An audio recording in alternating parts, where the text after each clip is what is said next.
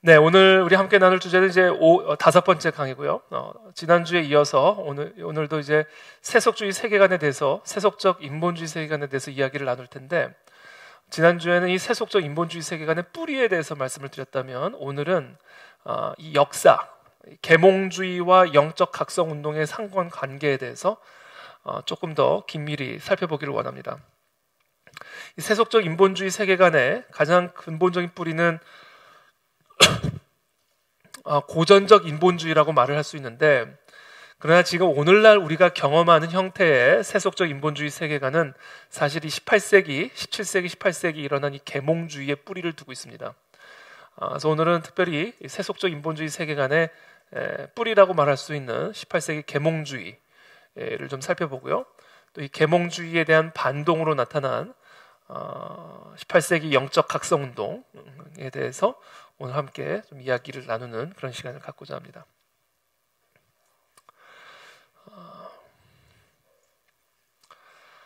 참고로 지금 제가 이제 강의를 쭉 하고 있는데요. 지금 언제 모세오경을 들어가나 지금 그러고 있습니다. 아직 뉴에이지까지 가려면 조금 더 있어야 될 것 같은데, 내년에 또 다시 또 윌버포스 아카데미 방학 조금 하다가 다시 시작할 텐데, 하여튼 지금 이 강의들은요, 여기 오시는 분들을 위해서도 하는 거지만 앞으로 이게 다 자료로 만들 겁니다. 교재로 만들고, 그래서 우리 초등학교 아이들, 중고등학교 아이들, 또 우리 성인들도 다 함께 지금 나누는 이 모든 강의들을 잘 습득할 수 있도록 앞으로 다 교재로, 또 교재화 만들 예정입니다. 그래서 여러분 참조해 주시고 또 많은 기도와 또 참여를 부탁을 드립니다. 지금 이 세계관, 저희가 첫 번째 강의 때 나눴죠. 세계관은 안경이다. 세상을 바라보는 신념이다. 바로 그 신념이 바로 세계관이고, 그 신념이 안경의 역할을 한다라는 말씀을 드렸어요. 빨간색 렌즈를 끼면 세상이 빨간색으로 보이고, 노란색 렌즈를 끼면 세상이 노란색으로 보이듯이, 세계관은 그 사람이 세상을 바라보는 관점을 제공한다, 색깔을 제공한다라고 말씀을 드렸습니다. 그러면서 이 세계관은 총 6개의 세계관이 존재하는데, 크게 얘기해서 첫 번째가 인본주의 세계관, 그 다음에 마르크스, 포스트 모던 세계관, 성경적 세계관, 이슬람적 세계관, 뉴에이지 세계관, 이렇게 총 6개의 세계관이 있다라고 말씀을 드렸습니다. 우리 모두는 이와 같은 세계관 중에 하나로 세상을 봅니다. 예외가 없어요. 인본주의 세계관으로든 마르크스로든 포스트 모던 성경적 이슬람 뉴에이지 세계관으로 세상을 봅니다. 제가 한번 한 대학교에 가서 세계관과 관련된 강의를 한 일이 있는데, 제가 크리스천이 있는지 한번 손을 들어보라고 그랬어요. 그랬더니 쭈삣쭈삣하는 한두 사람의 학생이 있어요. 그래서 왜 이렇게 쭈삣쭈삣거리냐고, 크리스천이면 죄졌냐고 크리스천 되는 게 죄냐고 떳떳하게 손을 들라고 그랬더니, 자기가 쭈삣쭈삣한 이유를 이야기를 하는데, 자기는 포스트 모던적 크리스천이라는 거예요. 자기는 포스트 모던적 크리스천이라는 거예요.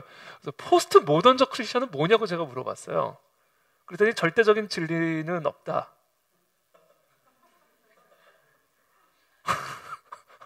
그러니까 차라리 손 내리세요. 그랬어요. 손 내리세요. 아니, 포스트 모던적 크리스천은요, 네모난 삼각형하고 똑같은 얘기예요. 네모난 삼각형이 존재할 수 있습니까, 여러분? 비교적 인본주의자들, 마르크스주의자들 또는 포스트 모던주의자들, 이슬람주의자들 또는 뉴에이지주의자들은요, 본인의 세계관에 충실한 편이에요. 비교적. 진짜 그렇게 봅니다, 세상을. 근데 이상하게 그리스도인들은 성경적인 인본주의자들, 마르크스주의적인 성경 그리스도인들, 자신의 세계관에 충실하지 않다라는 거죠. 자신의 세계관에. 그래서 사실은 그리스도인이라고 말은 하지만 실제로는 그리스도인이 아닌 그런 가짜 그리스도인들이 사실은 많이 있다라는 거죠. 그런 의미에서 우리가 이 세계관을 분별하는 것은 너무너무 중요하다. 자, 세계관으로 우리는 세상을 봅니다. 그래서 이와 같은 렌즈들로 6개 정도의 관점으로 우리는 세상을 봅니다. 근데 단순히 세상을 볼 뿐만 아니라 그와 같은 세계관으로 세상을 볼 뿐만 아니라 그렇게 살아감으로써 그와 같은 세상을 만들어가요. 그래서 인본주의적 세계관을 가지고 살아가는 사람들은 이 땅에 인본주의적 세상을 만들어갑니다. 막스주의적 세계관을 갖고 있는 사람들은 막스주의적으로 세상을 볼 뿐 아니라 그렇게 세상을 만들어가요. 마치 제가 첫 번째 시간에 말씀드렸던 핑크 대왕 퍼시처럼 핑크빛 렌즈를 끼기 전까지는 온 세상을 핑크빛이라는 것처럼 이런 특정한 세계관을 가지고 있는 사람은 그렇게 세상을 볼 뿐만 아니라 그렇게 만들어간다. 그래서 우리가 살아가는 이 세계는, 이 세상은 그냥 이렇게 평범한 세상으로 보이지만, 같은 색깔로 만들어진 이런 세상으로 보이지만 사실은 그렇지 않다. 다양한 렌즈, 즉 다양한 세계관을 가지고 다양한 세상들이 만들어져 있다. 그 중에 하나는 성경적 세계관을 토대로 한 기독교적 문명, 인본주의적 세계관을 토대로 한 인본주의적 문명, 이슬람적 세계관을 통해 이슬람적 문명을 만들어가고, 마르크스적 세계관을 통해 마르크스적 문명을 만들어가고, 포스트 모더니즘적 세계관으로 포스트 모더니즘적 세상을 만들어가고, 뉴에이지적 세계관으로 뉴에이지적 세상을 만들어간다는 거죠. 이게 세계관이에요. 이게 세계관. 그래서 우리가 살아가는 이 세상, 이 세계를 살아갈 때 우리는 지금 이와 같은 세계관으로 만들어진 문화와 문명의 충돌 속에서 살아가기 때문에 정확하게 우리가 믿는 성경적 세계관이 무엇인지, 그리고 그들이 믿는 세계관이 무엇인지를 분별하고 우리는 이 세상 속으로 들어가 성경적 세계관을 토대로 한 문명을 만들어가야 할 사명을 부여받은 군대다, 군사다라는 겁니다. 그런 의미에서 특별히 이 땅을 다스리고 있는 세계관을 이해하는 것은 너무나 중요하고 그것이 윌버포스 아카데미의 목적이다라는 말씀을 계속 드리는 겁니다. 이렇게 6가지 세계관이 있지만 이 6가지 세계관을 2개로 우리가 축약을 할 수가 있어요. 특별히 우리 실생활에 가장 중요한 메인이 되는 2 세계관으로 우리가 줄일 수가 있는데, 하나는 성경적 세계관이고요, 또 다른 하나는 세속적 인본주의 세계관입니다. 하나님을 대적하는, 스스로 인간이 하나님처럼 되어버린 그와 같은 인본주의적 세계관과의 충돌, 전쟁, 이것이 바로 이 땅에서 펼쳐지고 있는 세계관의 전쟁의 가장 본질적인 뿌리에 해당하는 부분이고요. 바로 이와 같은 세계관의 전쟁은 지난주에도 첫 번째 시간에도 말씀드렸지만 태초에서부터 시작된 전쟁이다. 너희가 절대로 죽지 않을 것이다. 이는 너희가 그것을 먹는 날에는 너희 눈이 열려서 너희가 선과 악을 아시는 하나님처럼 될 것을 하나님께서 아시기 때문이다. 지금 너희들은 눈이 닫혀 있다. 하나님의 말씀으로 보면 너희는 눈이 닫혀 있는 상태가 될 수밖에 없다. 그러므로 하나님의 말씀이 아닌 너희가 보기에 좋은 대로 먹고 마심으로 스스로 하나님처럼 되어 눈을 열어라. 너의 눈을 열어라. 너희 눈을 열어라. 이러죠. 그러자 그 2 사람의 눈이 밝아져 자신들이 벌거벗었음을 알게 됐다. 그렇죠? 바로 세속적 인본주의 세계관의 뿌리는 이와 같은 태초 시대, 아담과 하와 시대부터 시작된 전쟁이다. 눈이 열리고 눈이 밝아지고, 이게 바로 계몽, enlightenment라고 얘기했어요. enlightenment, 계몽. 바로 이 계몽주의의 뿌리가, 또는 고전적 인본주의의 뿌리가 바로 이 태초 시대부터 시작이 된 것이다. 우리가 이것을 이해하는 것이 왜 중요하냐면, 우리가 이것을 이해할 때 이 땅에 역사하는 세속적 인본주의와의 싸움의 당위성을 우리가 가질 수 있다. 영적 권위를 가질 수 있다. 이 세속적 인본주의 세계관을 수용해도 되고 수용하지 않아도 되고, 받아들여도 되고 싸워도 되고, 선택권이 없다, 우리 그리스도인들에게는. 왜? 이것은 태초에 사탄에 의해 시작된 영적 전쟁의 시작이기 때문에 우리 그리스도인으로서 이 땅을 다스리고 지배하는 세속적 인본주의 세계관과의 싸움은 의무고 임무고 책임이다.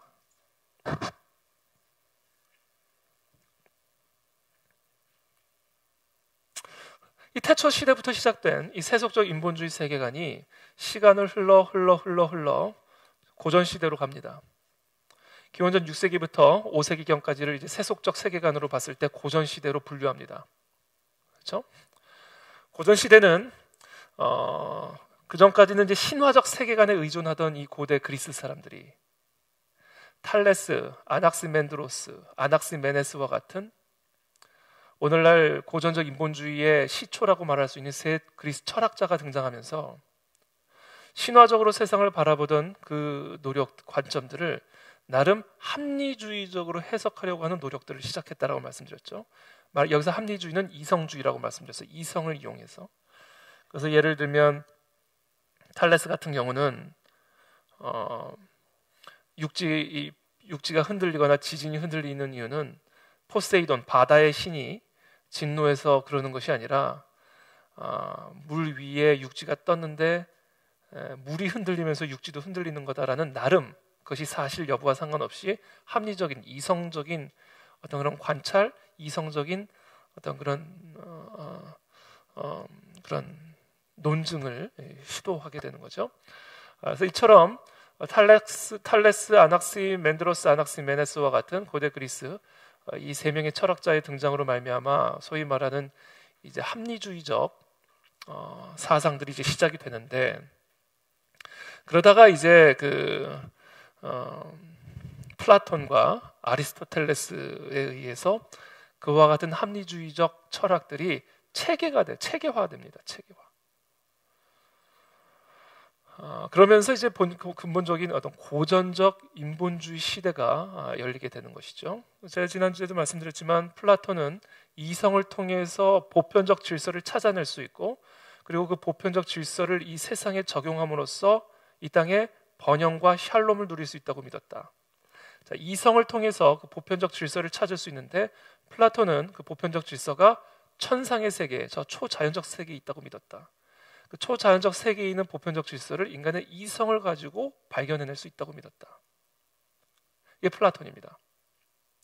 그리고 플라톤은 기본적으로 보편적 질서가 이 물질 세계에 있는 것이 아니라 저 초자연적 세계에 있기 때문에 초자연적 세계는 선한 것, 물질 세계는 열등한 세계. 인간의 영혼은 인간의 영혼은 존귀한 것, 인간의 육체는 열등한 것. 그래서 이 영적인 행위, 영적인 삶은 고귀한 삶, 육적인 삶은 열등한 삶이라는 이와 같은 이원론적 세계관을 가지고 있었다는 겁니다. 이게 플라톤 철학이에요. 그러나 아리스토텔레스는 동일해요. 플라톤과 동일합니다. 이성으로 보편적 질서를 찾아 이 땅에 적용함으로써 이 땅의 문명의 진보와 샬롬을 누릴 수 있다고 믿은 것은 플라톤이나 아리스토텔레스나 동일합니다만, 아리스토텔레스는 플라톤과 달리 그 보편적 질서가 초자연적 세계에 있다고 믿지 않았고 자연 세계 안에, 물질 세계 안에 있다고 믿었습니다. 그래서 아리스토텔레스는 인간의 이성을 가지고 세상을, 자연 세계를 잘 관찰하여 보편적 질서를 찾아내어 그것을 우리의 일상의 삶에 적용할 때 번영을 누릴 수 있다고 믿었습니다. 그러니까 이 두 사람이 사실은 이 합리주의적, 고전적 인본주의의 어떻게 보면 시초라고 말을 할 수가 있는데요. 이성을 통해 보편적 질서를 찾아내고, 즉 진리를 찾아내고 그 진리를 인간의 삶에 적용하여 번영을 누린다라는 점에서는 동일했지만 그 진리가 어디에 있느냐에 대해서는 차이가 있었다라는 말씀을 드렸어요. 그러다가 146년에 기원전 146년에 로마 제국에 의해서 고대 그리스가 정복당하면서 소위 말하는 로마 문명이 이제 그리스 문명이 됩니다. 그래서 우리가 보통 그레코 로만이라고 이야기하는 이유가 로마 제국의 문명이 그래서 결국은 헬레니즘, 그리스 문명이 되는 겁니다. 자, 그와 같은 고전적 인본주의 로마 제국 시대에 누가 들어오시냐면 이제 예수 그리스도가 들어오시는 거예요. 육신의 옷을 입고. 그러니까 당시 특별히 복음을 들었던 헬라인들, 특별히 헬라인들, 유대인들 또 유대교적 세계관으로 보겠지만 특별히 헬라적 세계관을 가지고 살아가던 사람들은 어떻게 영이 육이 되냐? 아니 어떻게 하나님이 그 더럽고 열등한 육신의 옷을 입을 수 있느냐? 아까도 말씀드렸죠. 플라톤적 세계관은 이원론적 세계관이라고요. 초자연적 세계는 거룩한 것, 물질적 세계는 지저분한 것. 쉽게 말하면 영은 우등한 것, 육은 열등한 것. 근데 어떻게 하나님이 육체의 옷을 입고 올 수가 있는지. 어떻게 이게 하나가 될 수 있느냐? 이 헬레니즘적 세계관으로는요, 도무지 복음을 받아들일 수가 없는 거예요. 그러니까 유대인들하고는 또 다른 이유 때문에 복음을 받아들일 수가 없었던 겁니다. 그래서 사도 요한이 말씀이 육신이 돼서 오셨다라고 하는 이 로고스라고 하는 당시 헬라 사람들이 사용하던 진리라는 개념, 분리변의 질서와 법칙이라는 이 개념을 하나님, 예수 그리스도를 의미하는 단어로 차용을 해서 그 말씀이 육신을 입고 오셨다라고 얘기함으로써 너희들이 그렇게 찾고 기다리는 그 절대적인 우주 보편적인 그 초자연적인 세계에 있는 진리가 우리에게 계시되었다. 육신의 옷으로. 그래서 사실 이 요한복음을 보면 상당히 헬라적 세계관을 감안한 그와 같은 복음서라는 사실을 우리가 또 알게 됩니다. 어쨌든 간에 자, 이와 같은 고전 시대에 바로 이와 같은 고전적 인본주의가 다스리는 그레코 로만 시대 안에 헬레니즘적 세계관이 다스리는 이 세상 속에 복음이 들어왔다. 예수 그리스도가 오셨다. 그렇게 됨으로 말미암아 고전적 인본주의와 복음이 혼합이 되기 시작하는 거죠. 마치 하나님이 육체의 옷을 입고 이 땅에 오신 것처럼 복음은 고전적 인본주의의 옷을 입고 그 그레코 로만 시대에 토착화되기 시작하는 거죠. 그래서 이 복음은 제가 지난주에도 말씀드렸지만 성육신하는 경향이 있다. 성육신한다. 복음은 말씀이 육신이 되는 것처럼 언제나 기존의 그 문화에 착상하여 복음이 복음 별도로 독립적으로 활동하는 것이 아니라 기존의 문화에 복음이 착상하여 그 속에서 복음의 문명과 문화들을 만들어낸다. 그래서 복음은 혼합합니다. 혼합되어진다는 거죠.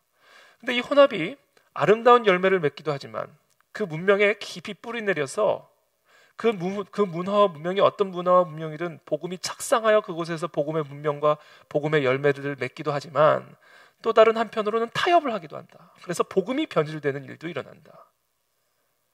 역사에는 완벽한 것은 없다. 그래서 이 복음이 고전적 인본주의와 연합을 하면서 아름다운 열매를 맺는 부분도 있었지만 그러나 타협하여 아름답지 않은 타협의 열매들을 맺기도 했다라는 겁니다. 이것이 바로 고전 시대예요.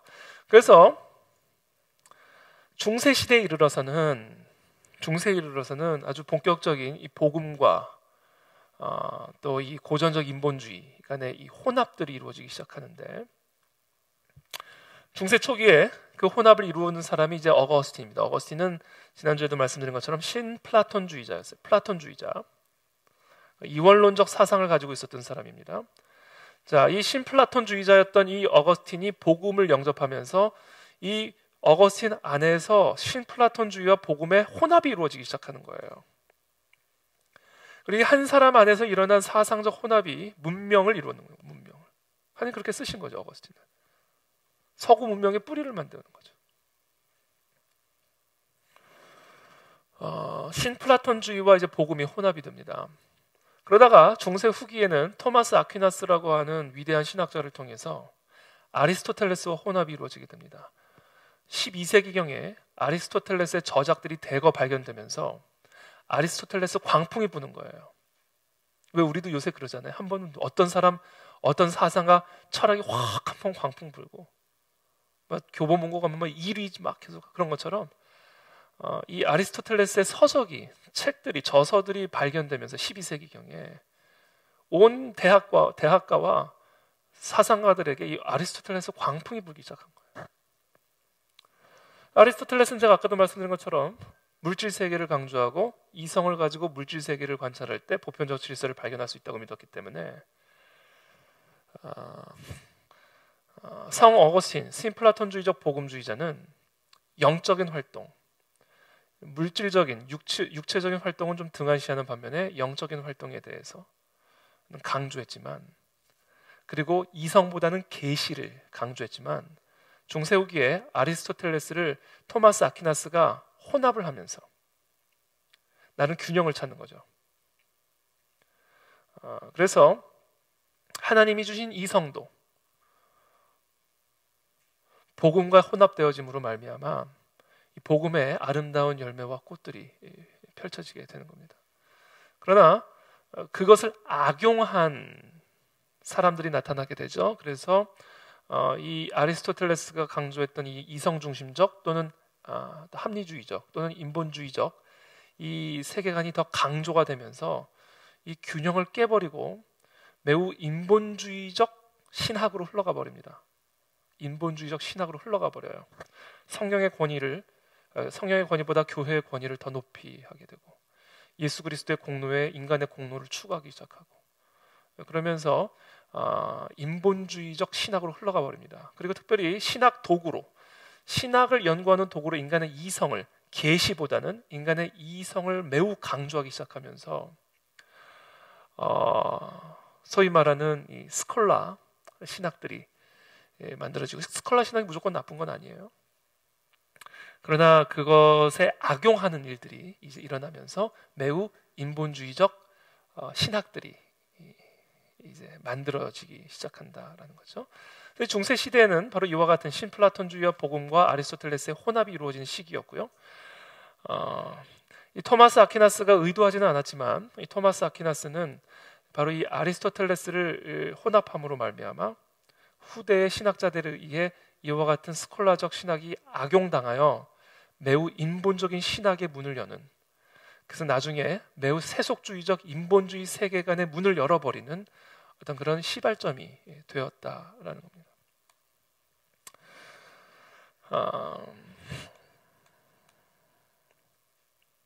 그래서 신플라톤주의는 영의 세계와 교회, 영원함과 신앙생활, 초자연적 계시를 우위에 두고, 제가 여기에 위층에 둔 이유는 우위에 있음을 의미하는 겁니다. 그리고 물질 세계와 세상, 문화생활, 이성, 자연법, 과학 이런 것들은 열등한, 종속된, 영의 세계에 종속된 그러한 물질 세계로 봤고요. 또 우리가 사는 이 세상은 교회에 종속된 열등한 그러한 곳으로 보았다. 그래서 이 세상에서 일어나는 모든 일들이 교회를 통해서만 이루어졌어야 되는 거죠. 그렇게 됨으로 말미암아 이 서구 문명 안에 깊이 이 세상의 모든 문화 문명, 특별히 법 안에 이 성경적 세계관이 깊이 뿌리를 두고 있어요. 너무 아름다운 거죠. 너무 감사한 일이죠. 그러나 한편으로는 또 좋지 않은 그런 열매를 또 맺기도 했다라는 겁니다. 자, 이처럼 신플라톤주의와 복음과 아리스토텔레스가 이제 혼합이 되는데, 그렇게 되면서 이제 경험 이성을 강조하기 시작하고 과학을 중시하기 시작하는 일들이 일어납니다. 그러다가 결국은 이것이 분리되어져 버리고 독립되어져 버립니다. 그래서 물질 세계와 세상은 영의 세계와 교회에 종속되어 있다라고 믿었던 그와 같은 세계관에서 이제 벗어나 물질 세계와 세상은 저 영의 세계와 교회로부터 분리된, 독립된 그러한 이제 영역으로 바라보는 인본주의적 세계관이 강화되는 그런 일들이 일어나게 되죠. 그러면서 세속화가 일어나게 되고, 그러면서 이 영의 세계와 물질 세계는 점점 더 멀어지기 시작합니다. 교회와 세상은 점점 더 멀어지기 시작합니다. 바로 이것이 세속적 인본주의의 시발점이 되는 것이고, 나중에 18세기 계몽주의의 씨앗이 되는 거예요. 자, 이와 같이 세속화와 스콜라 신학 등등의 또 인본주의적 신학의 등장 등등으로 영의 세계와 물질 세계가 분리되고 교회와 세상이 분리되기 시작하면서 강력한 인본주의 광풍이 불어 닥치게 되는데, 그것이 바로 세속주의, 인본주의, 그것이 바로 르네상스 시대, 14세기, 16세기. 아드폰테스 얘기했죠. 기본으로 돌아가자. 여기서 말하는 기본은 중세 시대의 그 흑암 시대 전에 있었던 고전적 인본주의 시대로 돌아가자. 그래서 이 르네상스, 다시 태어나다, 이 운동이 시작이 되는 거고요. 그것에 대한 반동으로 말미암아 16세기에 종교개혁이 일어나게 되고요. 이 종교개혁에 대한 또 다른 반동으로 말미암아 계몽주의 운동이 이제 시작이 되는데, 18세기에 이 종교개혁과 계몽주의 사이에 우리가 반드시 이해해야 하는 과정이 있습니다. 종교개혁이 계몽주의 시대로 흘러가게 되는 핵심적인 이유가 있었는데, 두 가지 사건이 촉발돼요. 첫 번째, 종교개혁 직후에 프로테스탄트와 카톨릭 사이에 어마어마한 피비린내 나는 종교 전쟁이 펼쳐집니다. 그러면서 사람들이 종교에 대한 회의감을 갖기 시작하는 거예요. 그러면서 종교는 사적인 영역에 머물러 있어야 되겠다라고 생각하기 시작하는 겁니다. 안 그러면 자꾸 싸우니까. 그래서 이 종교를 자꾸 이 사적인 영역으로 국한시키고 제한시키면서 이 종교의 종교가 자꾸 좀 말 그대로 종교적으로 축소되기 시작하는 일들이 일어나는 거죠. 그와 더불어 과학혁명이 일어납니다. 보니까 종교는 사람들을 가르게 하고 싸우게 하고 피비린내 나게 만드는 반면에 과학은 사람들의 삶을 더 행복하게 만들고 편안하게 만들고 오히려 사람들을 연합시키는 일들이 일어나요. 그래서 이 종교개혁 이후에 종교 전쟁과 과학혁명을 거치면서 유럽 사회 안에 회심의 사건이 일어납니다. 사고 패러다임의 전환이 일어나 버려요. 유럽 중심에 교회가 있었다면 이제는 종교개혁 이후에 역설적으로도 종교전쟁과 과학혁명을 거치면서 유럽의 사람들의 마음의 중심에 교회가 아닌 이성이 그 자리를 대신 차지하는 문명의 회심 사건이 일어나게 되는 겁니다. 그전에도 예수님을 믿었던 사람, 중세시대에도 하나님을 믿었던 사람, 안 믿었던 사람들은 있었죠. 그러나 이 18세기, 17세기, 18세기에 일어난 이 계몽주의 사건은요, 단순한 개인적인 어떤 그런 불신의 문제가 아닌 문명 자체가 회심을 하는 사건이 일어나요. 교회에서 이성으로 성경적 세계관을 가지고 살아가던 자들이 완전한 세속적 인본주의 세계관으로의 완벽한 회심의 사건이 일어나게 되어버린다. 그 일을 이루어낸 것이 종교개혁의 열매로 나타난 종교전쟁과 과학혁명으로 말미암아 이와 같은 17세기, 18세기 계몽주의 운동을 촉발시키게 된다는 거예요. 그래서 우리가 오늘은 특별히 그래서 우리가 이 세속적 인본주의 세계관을 이해를 하려면 계몽주의를 이해를 해야 되고요. 계몽주의를 이해하려면 계몽주의를 만들어낸 종교전쟁, 또 과학혁명에 대한 이해를 필요로 하고요. 그래서 오늘은 그 부분을 조금 더 중점적으로 좀 이야기를 나누고자 합니다. 그래서 이 중세 시대를 거치면서 르네상스 종교개혁, 그렇죠? 중세 시대의 쌍둥이라고 말씀드렸어요. 르네상스와 종교개혁은 중세 시대의 반동으로 나타나는 게 르네상스에 대한 반동으로 나타나는 게 종교개혁이에요. 자, 종교개혁의 결과로 종교 전쟁이 일어나게 되고 그와 비슷한 시기에 과학혁명이 일어나게 되면서 유럽의 패러다임의 전환이 일어나죠. 이제는 교회 중심이 아니라 성경 중심이 아니라 계시 중심이 아니라 이성 중심이요 세상 중심적인 계몽주의적 세계관이 유럽 사람들의 세계관을 완전히 다스리게 돼버립니다. 그리고 나서 이제 19세기부터 20세기는 이와 같은 계몽주의 세계관을 토대로 한 정치, 경제, 문화, 예술 전반에 걸친 혁명이 진행이 되기 시작합니다. 제가 아까도 말씀드렸죠. 세계관으로 세상을 볼 뿐만 아니라 그와 같은 세상을 만들어가게 된다. 필연적으로. 그래서 이와 같은 계몽주의 세계관은 필연적으로 이와 같은 세계관을 토대로 한 세상을 만들어가게 되어 있다. 그래서 19세기부터 20세기까지는 혁명의 시대예요. 어떤 혁명의 시대? 계몽주의를 토대로 한 혁명의 시대. 많은 혁명들이 일어나지만 그 중에 우리가 짚고 넘어갈 앞으로도 이제 좀 다룰 혁명이 있다면 일단 1775년의 미국 혁명입니다. 미국 혁명은요, 그러니까 미국 독립혁명이죠. 미국 독립혁명의 미국 건국의 아버지들은요 다 그리스도인들이 아니었어요. 그리스도인들도 물론 있었지만 다 그리스도인들은 아니었어요. 그러나 기본적으로 그리스도인이 아니어도 기본적으로 하나님 창조주를 인정하고 그리고 창조주가 만든 절대적인 어떤 삶의 질서와 원리들을 이해하는 사람들이었어요. 그리고 사실은 이 미국 혁명에 뭐 헌법을 만들고 헌법을 위반하고 여러 정치 제도와 체제들을 만들어갔던 이 미국 건국의 아버지들은 많은 경우 이 계몽주의 사상가들이었는데 이 계몽주의가 다 나쁜 것만은 아니에요. 아까도 얘기했죠? 무조건 나쁜 건 없어요. 좋은 부분도 있어요. 이 기독교적, 성경적 계몽주의자들도 있었습니다. 이거는 포스트 모던적 기독교랑 좀 달라요. 계몽주의적인 어떤 그리스도인들은 어떤 사람들이냐면 이제 이성으로 계시를 뒷받침하는 노력들을 하는 사람들이었어요. 그래서 사실은 미국 건국의 아버지들은 전부가 다 그리스도인들은 아니었지만 거의 대부분이 성경적 세계관을 공유하는 사람들, 비록 거듭난 그리스도인들은 아니었지만 성경적 세계관을 공유하고 있었던 소위 말하는 종교 개혁의 유산을 이어받았던 그런 사람들이었고요. 그런 사상 안에 이 계몽주의적 사상이 혼합이 되면서 그것이 이 땅에 특별히 미국 건국 혁명에 아주 중요한 토대를 이루게 되는 겁니다.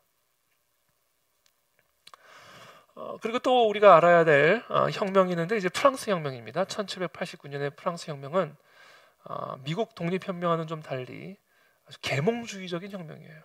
매우 계몽주의적인 혁명. 그래서 이 피해 혁명을 일으키죠. 피해 혁명. 매우 세속적 인본주의 혁명이었어요. 그리고 이 프랑스 혁명의 영향을 받아 어떻게 보면 프랑스 혁명의 자식이라고 말할 수 있는 1917년 볼셰비키 혁명, 그렇죠? 공산주의 마르크스주의적 세계관은 인본주의 세계관의 열매입니다. 그래서 사실은 이 볼셰비키 혁명은 사실은 프랑스 혁명의 어떻게 보면 자식이라고 볼 수도 있습니다. 그러면서 이제 소련이 세워지죠. 소련이 세워지고 그러나 이 소련이 결국은 망하죠. 공산주의 제국이 망합니다. 소련이 무너지게 되잖아요. 그래서 동구권의 해방이 일어나면서 냉전 시대가 끝이 나죠. 그래서 사실상 미국이 주도하는 세계 질서가 이제 만들어지게 되는 겁니다. 그래서 공산주의자들 또 공산주의적 세계관을 가지고 살아가던 사람들이 허탈한 거예요. 우리가 진리라고 믿었던 세계관으로 만든 세상이 무너져 버린 거예요. 참고로 우리 11월 첫째 주 수요일에는 우리 마르크스주의자였다가 회심한 신실한 그리스도인 우리 교회 집사님 한 분을 모실 겁니다. 우리 문화일보 논설위원이신데 그분은 실제로 그 냉전 시대에 소련으로 유학을 간 사람이에요. 소련에서 유학을 한 거예요. 공산주의 혁명을 위해서. 근데 어떤 경험을 하게 되냐면 제가 오늘 자꾸 새길로 빠지는데 계란을 배급받기 위해서 줄을 쓰는데 그 추운 겨울에 어마어마하게 긴 줄을 쓴 거예요. 자기도 배급받으려고. 이제 배급받는다고 이제 줄 서 있는데 자기 앞에서 딱 계란이 끝난 거예요. 너무 허탈한 거야. 사람들이 줄을 서고 있다가 그 추운 겨울에 그 계란 얻으려고 이제 못 먹는 거예요. 가족들 굶어야 되는 거예요. 배급이 떨어지니까. 그리고 너무 사람들이 너무 이제 슬픈 표정을 가지고 가는데 어떤 사람이 이제 그 앞에서 이제 계란을 받고 기분 좋게 가다가 얼음장에 미끄러져가지고 계란을 홀라당 다 깨버린 거예요. 그때 그 사람의 표정을 본 거예요. 이 사람이. 우리 집사님이 그러한 사건들의 연속들을 통해서 이분이 물론 이게 단순간에 이루어진 일은 아니지만 여러 시간들을 통해 또 여러 가지 사건과 경험들을 통해서 말 그대로 회심의 사건을 경험해요. 회심.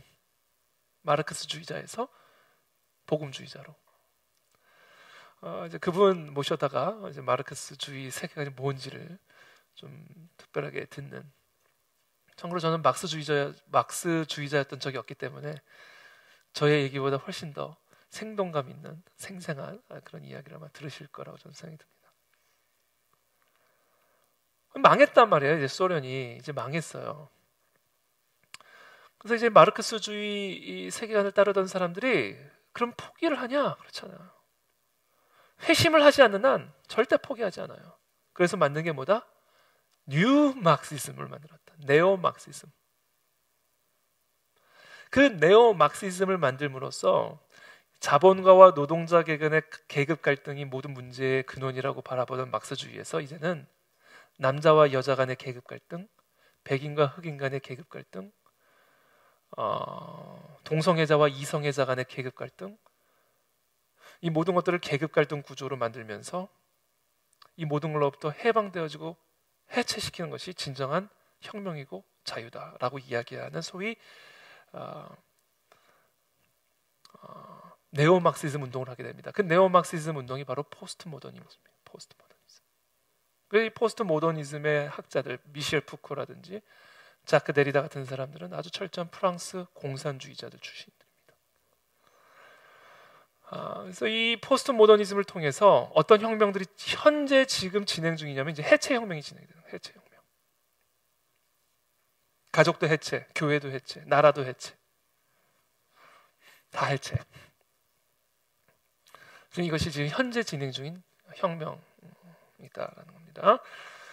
자, 그래서 우리가 살아가는 이 시대를 이해하기 위해서는 바로 이와 같은 큰 그림을 좀 이해를 할 필요가 있는데, 그래야 이 땅에서 일어나는 이런저런 일들을 분별할 수 있는 분별력을 갖게 되는데, 오늘은 특별히 앞으로 이제 더 나누겠지만 포스트 모더니즘이나 막스주의 다 하겠지만, 특별히 우리가 지금 우리가 살아가고 있는 지금 이와 같은 혁명화된 시대,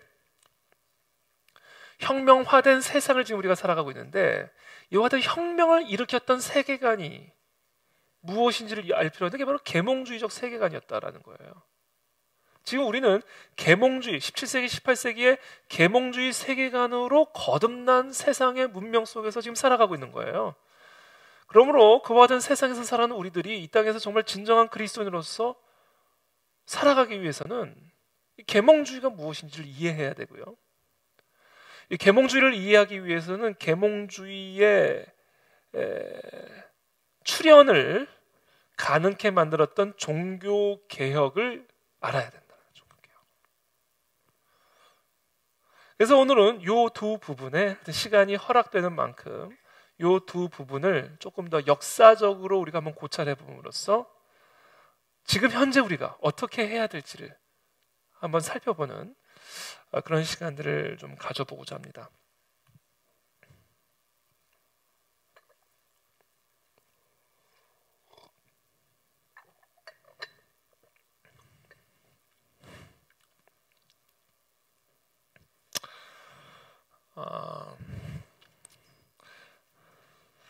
중세 시대에 반동으로 이제 르네상스 시대가 열리게 되죠. 르네상스 시대가 열리게 되면서 고전적 인본주의의 부활, 다시 태어남은 그런 아주 인본주의적 흐름들이 강화되는 그런 르네상스 시대를 맞이하게 되고요.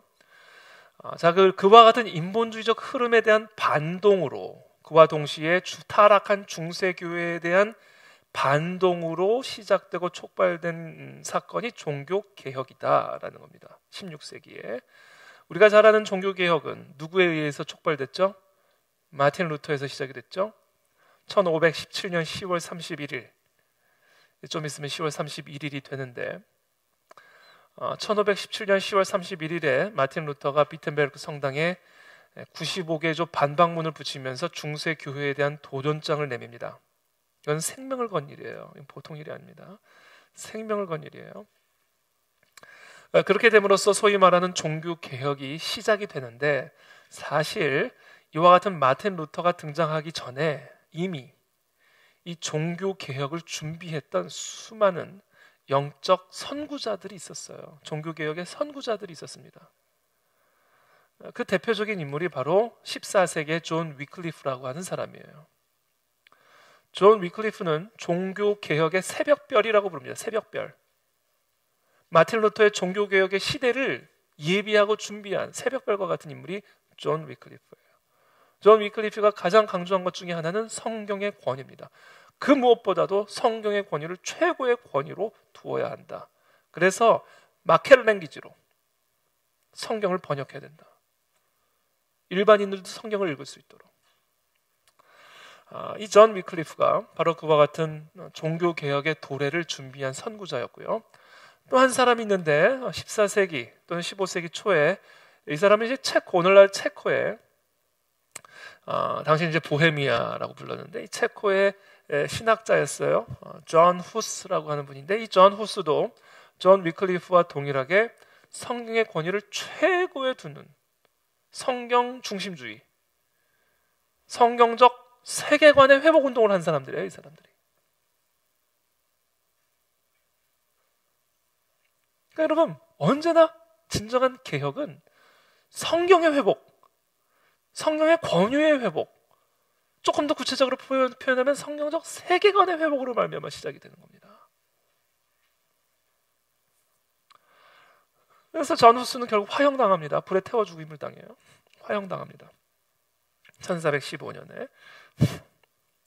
그래서 사실 이 마틴 루터가 등장하기 위해서는 먼저 100년, 200년 전에 이와 같은 귀한 영적 선구자가 있었기에 나올 수 있었다라는 것을 좀 이해를 할 필요가 있습니다. 그래서 종교 개혁하면 이제 마틴 루터가 그 시작을 열었고요. 두 번째 우리가 이제 종교 개혁하면 이제 우리가 떠올리는 사람은 우리가 좋아하고 사랑하는 존 칼뱅이죠. 우리 장로교회 어떻게 보면 뿌리, 시초. 물론 우리 교회는 카이캠이라고 하는 독립교단에 소속은 돼 있지만 장로교적 전통을 그대로 따라가는 장로교회죠. 이 존 칼뱅은 프랑스 출신입니다. 프랑스 사람이에요. 이 사람이 이제 제네바로 건너가서 제네바 개혁의 주인공이 되죠. 저희가 이제 제네바 갔을 때, 이 제네바에 갔을 때 이 칼뱅이 설교했던 교회에 가서 그 칼뱅이 설교했던 강단이 그대로 있습니다. 아직도. 그래서 거기서 저도 한번 설교하고 싶어서 올라가려는데 안 된다 그래가지고 당신은 칼빈이 아니다라고 그래가지고 보기만 하고 왔는데요. 너무 멋있어요. 성당 그 교회가 너무 멋있고 그렇습니다. 어쨌든 간에 이 존 칼뱅은 이제 제네바 개혁을 일으킨 주역이죠. 제네바 개혁. 첫 번째 이제 이 칼뱅은 예배를 개혁합니다. 예배의 개혁이 일어나요. 어떻게 개혁했는가? 당시까지 교회가 라틴어로 예배를 드렸어요. 여러분, 라틴어로 예배를 드리면요, 일반 대중들은 이해하지 못하고 알아듣지를 못해요. 사제들만 알 수 있고 사제들만 할 수 있는 라틴어. 일반 대중들은 알지 못하고 이해하지 못하는 라틴어로 예배를 드리면 그게 예배가 됩니까? 어떻게 예배가 되겠어요? 그래서 이 존 칼뱅이 어떤 개혁을 하게 되냐면 라틴어로 예배를 드리는 것에서 불어로 예배를 드리는 것으로 전환을 시킵니다. 그래서 쳐다보고 관중처럼 관망하던 예배에서 보고 듣고 참여하는 예배로 바꿔버리는 거죠. 그래서 이 일상생활의 언어였던 불어로 예배를 드려서 일반 대중과 청중들이 하나님의 말씀을 깨달을 수 있도록 하기 시작한 거예요. 말씀을 깨달아 알 수 있도록. 그래서 결국은 이 칼뱅이 이룩한 이 제네바 개혁의 핵심은요, 말씀 선포 중심적인 예배로의 개혁입니다. 설교 중심적인 예배로의 개혁이에요. 하나님의 말씀을 선포하고 그 말씀을 깨달아야 개혁이 이루어진다는 겁니다. 그게 예배다라는 거예요. 그래서 우리 장로교 전통에 그래서 이 예배는요, 매우 설교 중심적인 예배입니다. 우리 교회 예배도 마찬가지. 우리 교회 예배도요, 처음 기승전결이 있습니다만 사실상 우리의 예배는요, 이 설교에 모든 게 집중이 되어 있는, 설교 후에 기도. 그러나 결국 기도도요, 설교로부터 흘러나오게 되는 겁니다. 기도도. 그래서 우리 교회 예배도 마찬가지지만 이 말씀 선포 중심적인 예배 형태가 되어 있는 거예요. 말씀 중심적인. 이게 사실은 존 칼뱅의 전통입니다. 스위스 제네바에서 이룩한 예배 개혁의 핵심이에요. 두 번째, 이 칼뱅이 이룩한 개혁이 있었는데 그건 뭐냐면 이 마틴 루터와 달리 이 말씀과 성령 사역의 일치를 주장했어요. 자, 종교개혁 이전에는 일단 말씀에 대한 순종이 별로 중요되지 않았어요. 근데 이 칼빈은 어떻게 주장을 했냐면 성령이 말씀을 통해 말씀과 함께 역사하신다. 성령의 영감으로 기록된 하나님의 말씀을 우리가 읽고 묵상할 때 그 말씀을 통해 그리고 그 말씀과 함께 성령 하나님이 우리의 내면에서 역사하여 그 말씀을 깨달아 알게 해주신다. 그래서 그 진리의 영이 오시면 우리를 진리 가운데로 이끌어 가신다라는 말씀. 그래서 이 말씀과 성령 사역의 일치를 주장합니다.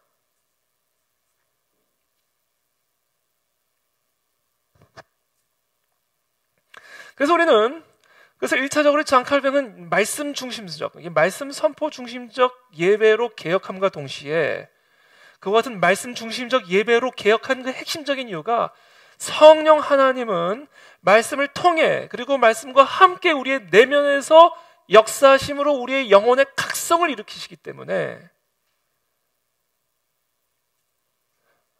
이 말씀 중심적 예배로의 개혁을 이루게 된 것이다. 그리고 이와 같은 사상이 결국 제1차, 2차 영적 대각성, 특별히 조나단 에드워스 같은 영적 대각성 운동의 사실은 뿌리가 되는 그런 사상이 칼빈이즘이죠. 칼빈이즘.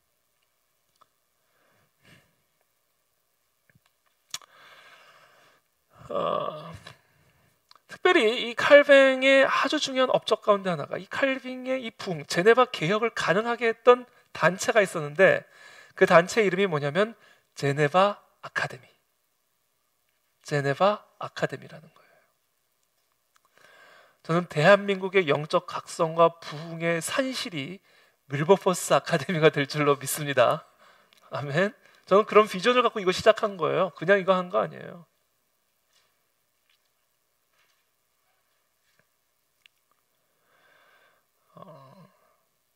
이 제네바 아카데미 1559년에 이제 설립이 됐는데요. 1559년에 설립이 됐는데 아주 철저한 말씀 훈련, 성경 암송, 그렇죠? 성경 공부, 하여튼 철저한 말씀 훈련. 두 번째, 철저한 기도 훈련. 새벽 기도가 필수였어요. 이 제네바 아카데미는.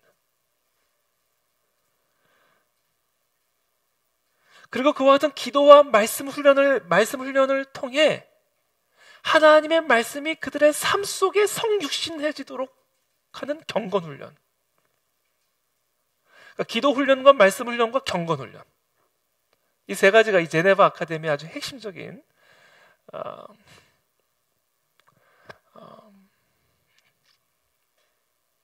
커리큘럼이었고 바로 이 제네바 개혁과 부흥의 근간을 이루게 됩니다. 이 제네바 아카데미가. 그래서 지금 우리가 이제 윌버포스 유스 아카데미 시작했잖아요.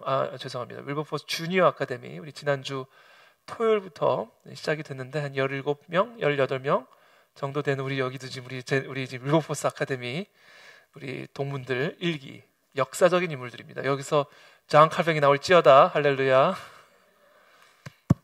기대됩니다. 지금 열심히 필기하고 있잖아요. 지금 필기하고 있는 거 맞죠? 할렐루야. 좋습니다.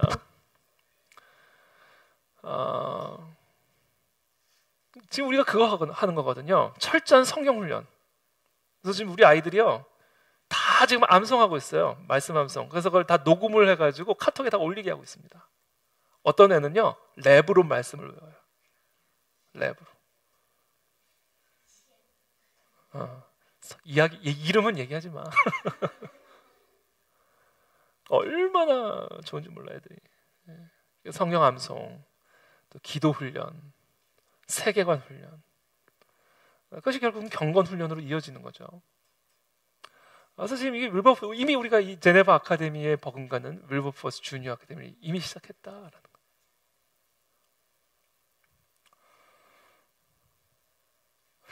이 제네바 아카데미를 통해서 이 제네바 안에 단순한 종교 개혁만 이루어진 것이 아니라 교회 개혁만 이루어진 것이 아니라 국가가 개혁이 되어버립니다. 이 도시 개혁이 일어나버려요.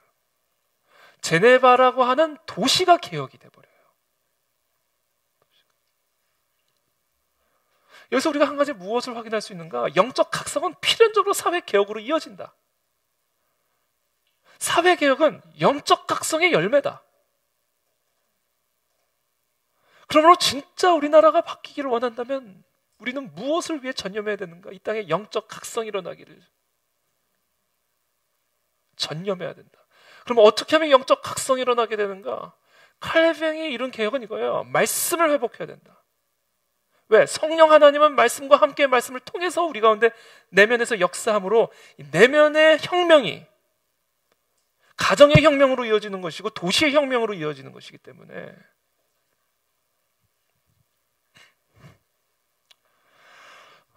이와 같은 영적 각성은 이 제네바라고 하는 이 도시 자체의 개혁과 혁신으로 이어지게 되었다라는 거예요. 이게 지금 우리가 꿈꿔야 될 그림이다.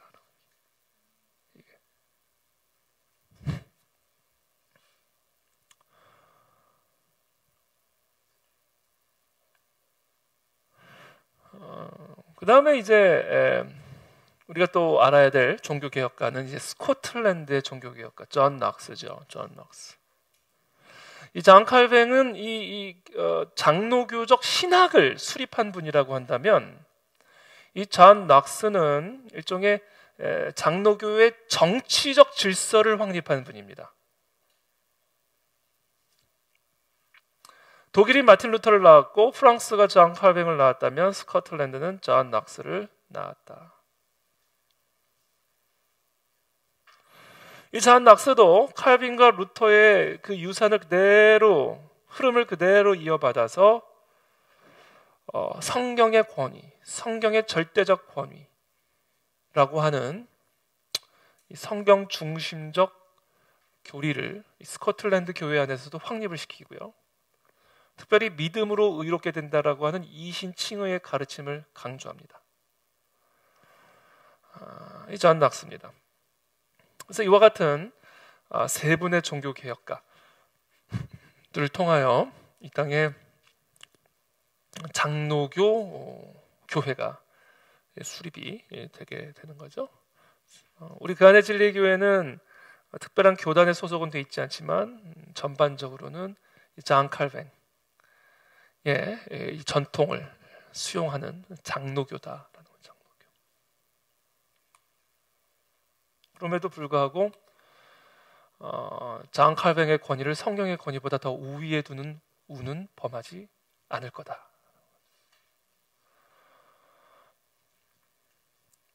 그것은 잔 칼뱅이 개혁하고자 했던 당시 중세교회 오류를 동일하게 반복하는 것이기 때문이다.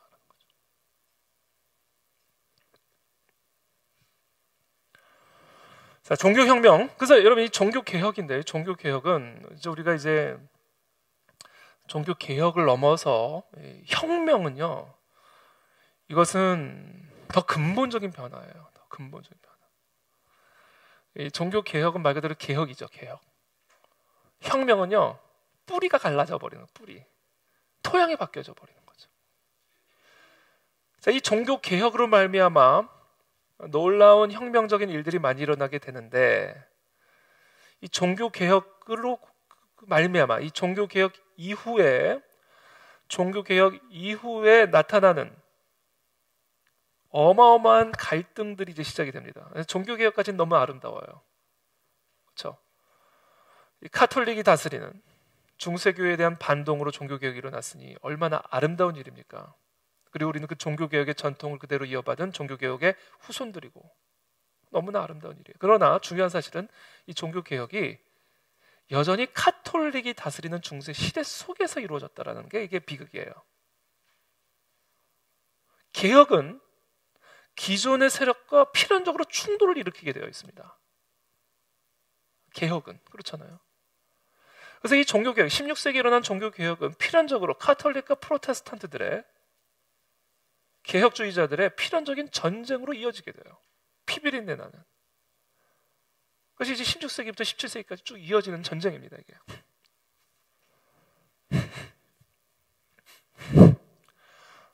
그래서 이 종교개혁이 종교전쟁과 맞물리면서 종교혁명이 일어나게 되고요. 아까도 말씀드린 것처럼 이 종교전쟁과 더불어 비슷한 시기에 과학혁명이 일어남으로써 종교는 사람을 싸우게 만들지만 과학은 사람을 연합시키고 종교는 피비린내 나는 세상을 만들지만 과학은 발전하고 진보하는 세상을 만든다라는 이 생각이 당시 유럽 사람들의 마음을 확 사로잡으면서 종교를 피하는 기피 현상들이 일어나기 시작하는 거죠. 믿더라도 조용히 믿는 거죠. 그러면서 이 교회 중심적이었던 유럽 사회 패러다임이 완전히 종교 전쟁과 과학 혁명을 만나면서 완전히 합리주의적 이성 중심적 패러다임으로 회심하는 사건이 일어나게 되고 그게 바로 17세기, 18세기 일어난 계몽주의라는 거예요. 그래서 이 종교개혁과 종교전쟁을 합쳐서 우리는 종교혁명이라고 부를 수 있는 겁니다. 종교혁명. 그래서 저는 오늘 시간이 되는 만큼 종교개혁 이후에 일어난 종교전쟁에 대해서 조금 한번 좀 살펴보기를 원합니다. 이것을 이해하는 게 상당히 중요하고 의미가 있습니다. 이것을 이해하는 게 계몽주의의 배경을 이해하게 되는 것이고, 이래서 사람들이 계몽주의로 회심한 거구나.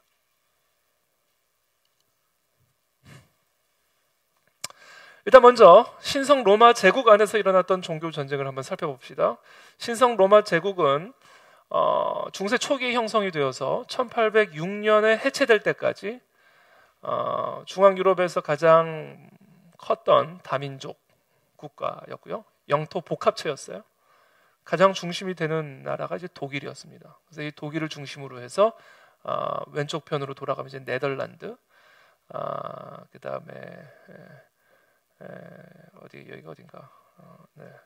네덜란드, 벨기에, 그렇죠? 벨기에, 그 다음에 그 밑이 이제 프랑스의 일부분이죠. 프랑스의 일부분, 그 다음에 이제 스위스, 그 다음에 이제 이탈리아의 북부, 이탈리아 일부, 그 다음에 이제 어디예요? 그 옆이, 하여튼 뭐 체코, 뭐 폴란드. 그 옆에 오스트리아, 이제 이렇게 해가지고 이 신성 로마 제국을 이제 형성하게 됩니다. 그리고 그 중심이 이제 독일이에요. 그래서 신성 로마 제국이면 독일로 그냥 이해하셔도 돼요. 편의상. 그래서 이 신성 로마 제국 안에서 일어난 이 종교 전쟁이 장난이 아니었습니다. 홀리 로만 임파이어라고도 부르는데요. 신성 로마 제국 안에서 일어난 종교 전쟁을 한번 살펴보겠습니다. 이 신성 로마 제국 안에서 일어난 종교 전쟁은 크게 두 가지예요. 슈말칼덴 전쟁하고 1546년에 일어난 슈말칼덴 전쟁하고 두 번째는 30년 전쟁입니다. 먼저 우리 슈말칼덴 전쟁을 한번 좀 살펴보면 1531년에 신성 로마 제국 내에 프로테스탄트 주민들이 사는 도시들이 슈말칼덴에서 동맹을 맺어요. 이 프로테스탄트들이 슈말칼덴에서 동맹을 맺고 카톨릭에 대해서 대항하기를 결단합니다. 그래서 이제 시작된 것이 이제 슈말칼덴 전쟁이에요. 그러다가 1555년에 아우크스부르크 화약을 통하여 이 슈말칼덴 전쟁이 종결됩니다. 이 아우크스부르크 조약은 어떤 조약이냐면, 제가 지금 이 신성 로마 제국이 영토 복합체라고 그랬잖아요. 한 나라가 있는 게 아니라 여러 가지 나라가 복합적으로 돼서 신성 로마 제국을 이루고 있었단 말이에요.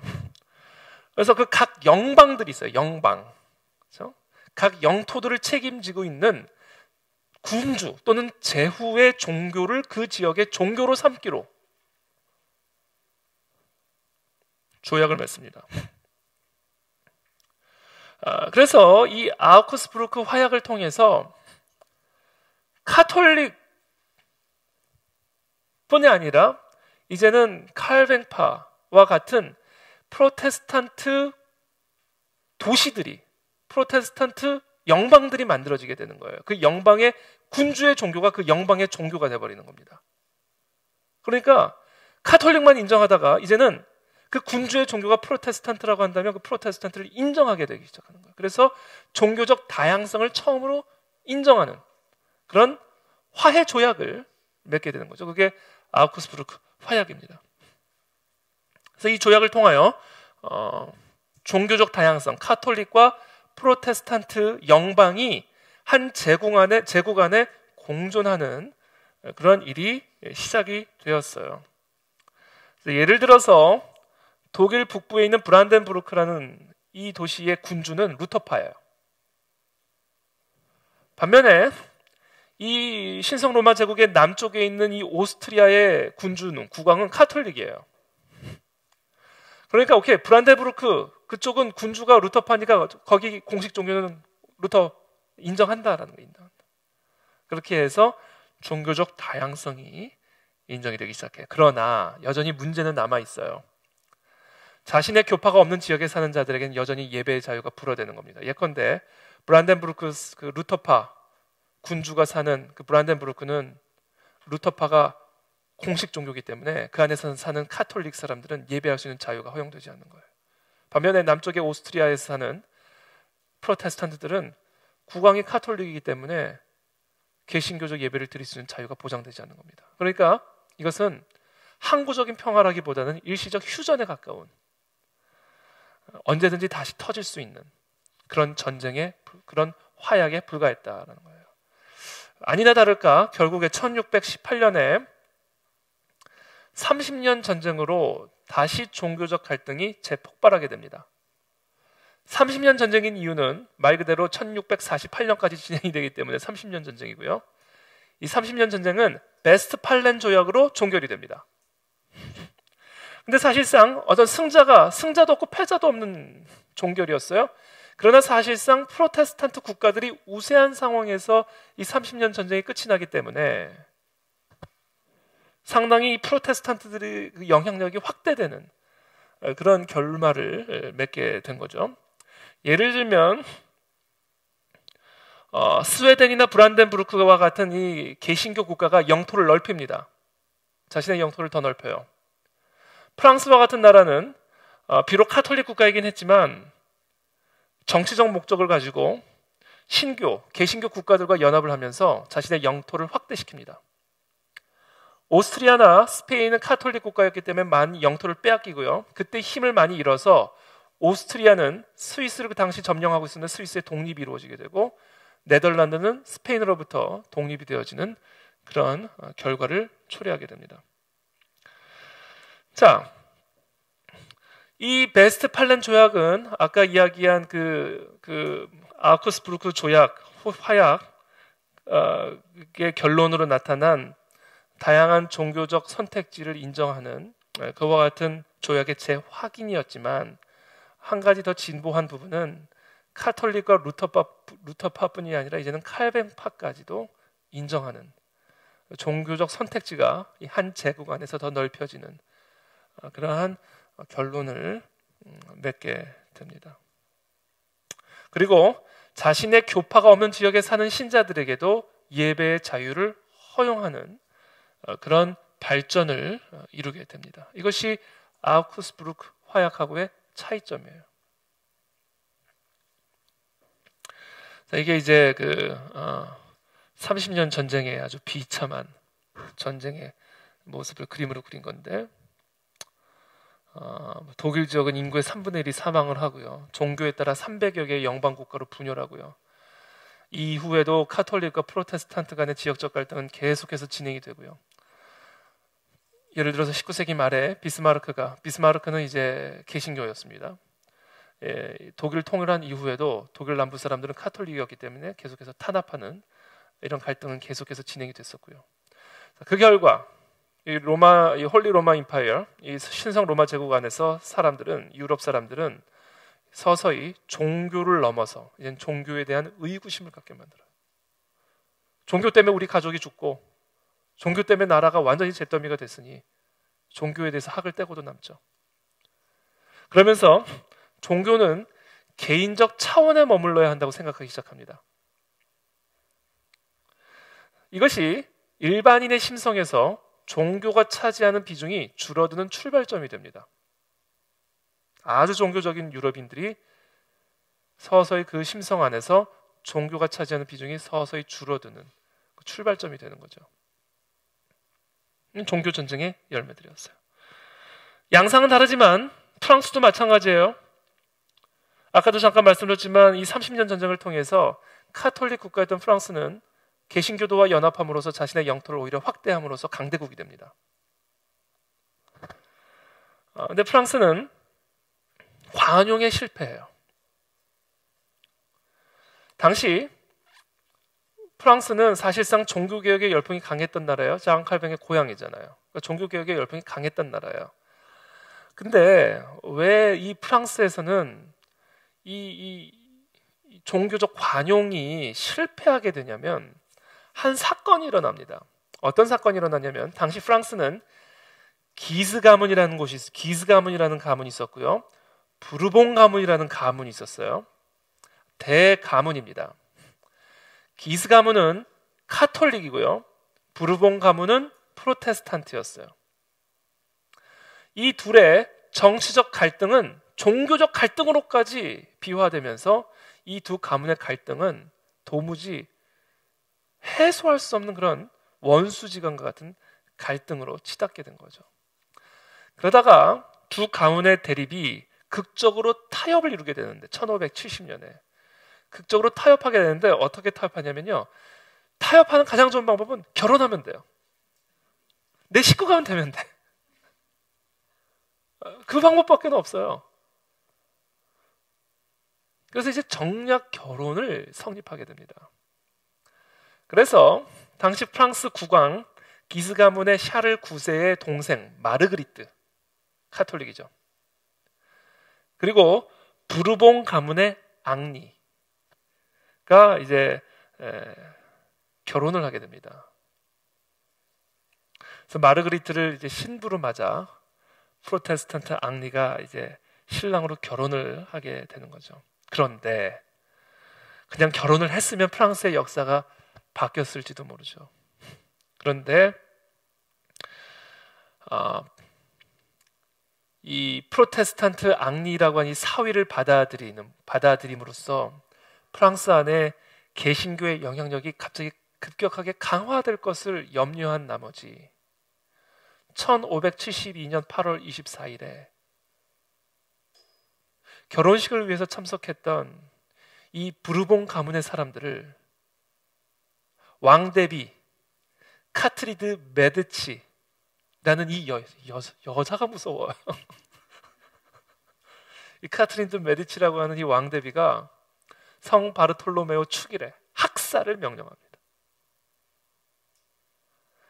그래가지고 결혼식에 참여하기 위해서 온 이 부르봉 가문의 사람들을 다 학살을 해버리는 거예요. 그렇게 되면서 이 프랑스의 종교적 회해는 물거품이 되는 거죠. 이게 1572년 8월 24일 성 바르톨로메오 축일에 새벽 청소에 땡땡땡 이 신호를 사인으로 해서 파리에서 학살이 시작이 되고요. 곧 지방으로까지 확산이 됩니다. 그렇게 되면서 이 프랑스 안에 이 프로테스탄트의 영향력이 급격히 약화되는 거예요. 특별히 이 프랑스에서 살던 프로테스탄트들을 뭐라고 불렀는지 아시죠? 위그노라고 불렀습니다. 위그노. 이 프랑스에서 살던 프로테스탄트들을 위그노라고 불렀어요. 그래서 이 성 바르톨로메오 축일의 학살을 위그노 전쟁이라고도 부릅니다.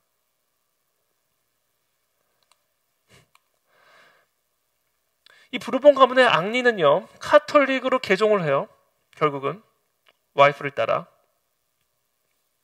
그리고 나서야 결국은 프랑스의 왕 앙리 4세가 되는 겁니다. 프로테스탄트지만 카톨릭으로 개종을 하는 거예요.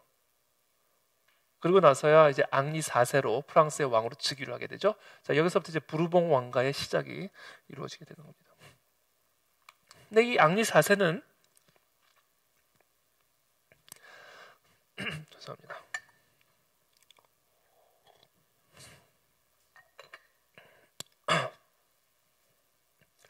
앙리 4세는 아까도 말씀드렸지만 프로테스탄트잖아요. 어려서부터 소위 말하는 모태신앙이었을 거라고요. 모태신앙이었는지 모르죠. 모태신앙까지는 아니었을 수도 있는데 어쨌든 간에 개신교도였기 때문에 어렸을 때부터 독실한 프로테스탄트 신앙을 물려받은 사람이었기 때문에 이 사람이 1598년에 낭트 칙령을 발효합니다. 그리고 프랑스에 사는 프로테스탄트들에게도 종교의 자유를 부여합니다. 이게 앙리 4세가 내린 낭트 칙령이에요. 그러나 당연히 이 앙리 4세 종교 관용 정책에 대하여 카톨릭이 강한 봤잖아요. 아까 그 왕대비가 다 학살해 버리잖아요. 자기 사돈들을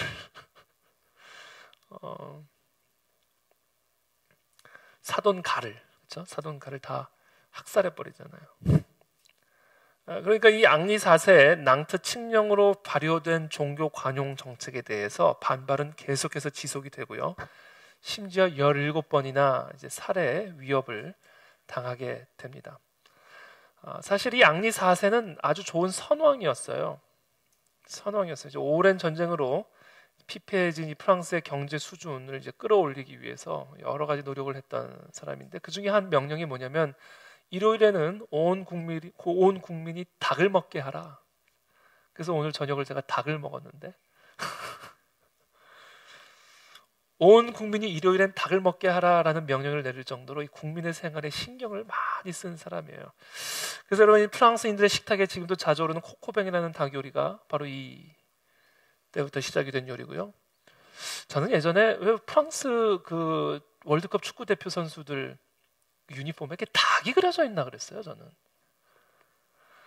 무덤에 닭을 그냥 그러나 그랬더니 알고 봤더니 바로 이 앙리 4세, 이 앙리 4세가 그만큼 이 프랑스 국민들에게는 아주 뿌리 깊이 새겨진 그런 왕이었습니다.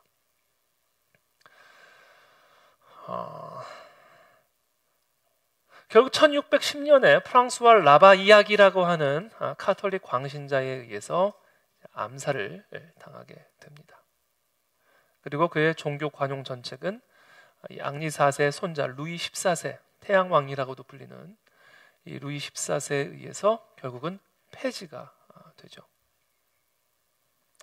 이 루이 14세는요, 5살 때 프랑스 국왕이 됩니다. 그래서 섭정, 마자랭이라고 하는 추기경의 섭정 아래에서 통치를 합니다. 5살짜리가 어떻게 나라를 다스리겠어요? 마자랭이라고 하는 추기경의 섭정 아래에서 있다가 이 헨리 14세, 헨리 14세 맞죠? 루이 14세가 이제 루이 14세가 23살 때 이제 마자랭이 이제 죽습니다. 그러면서 이제 이 루이 14세가 국정을 장악하게 되죠. 그러면서 이제 왕권을 자신이 이제 강화하기 위한 정책으로 이제 그 프랑스 안에 있는 프로테스탄트들, 위그노를 탄압하기 시작합니다. 우리가 흔히 어떤 국정을 장악할 때에는 국민들의 환심을 사는 일들을 하잖아요. 그러면서 동시에 자신의 권력에 살아있음을 보여주잖아요. 그러니까 자신의 권력을 가지고 프랑스 국민들, 카톨릭 국민들의 환심을 사기 위한 그런 일환으로 위그노를 탄압하는 그 일을 하게 되는 거죠. 그리고 1685년에 퐁텐블로 칙령을 통하여 사실상 위그노들을 아주 대대적으로 본격적으로 종교 탄압을 하기 시작하고요. 이때 위그노들이 이 루이 14세의 종교 탄압을 피해서 스위스, 독일, 잉글랜드, 북아메리카로 탈출하게 됩니다. 그런데 이 위그노들은 이 카톨릭 중심적인 프랑스 안에서 공직을 맡을 수가 없었어요. 고위직을 맡을 수가 없었습니다. 그래서 대부분의 위그노들은 다 상공업, 기술자들, 시계 만들고, 빵 만들고, 기계 만들고 이런 기술자들이었어요. 그러니까 이 위그노들이 종교 탄압을 피해서 싹 다 빠지는 거예요. 그래서 스위스 가서 롤렉스 만든 거예요.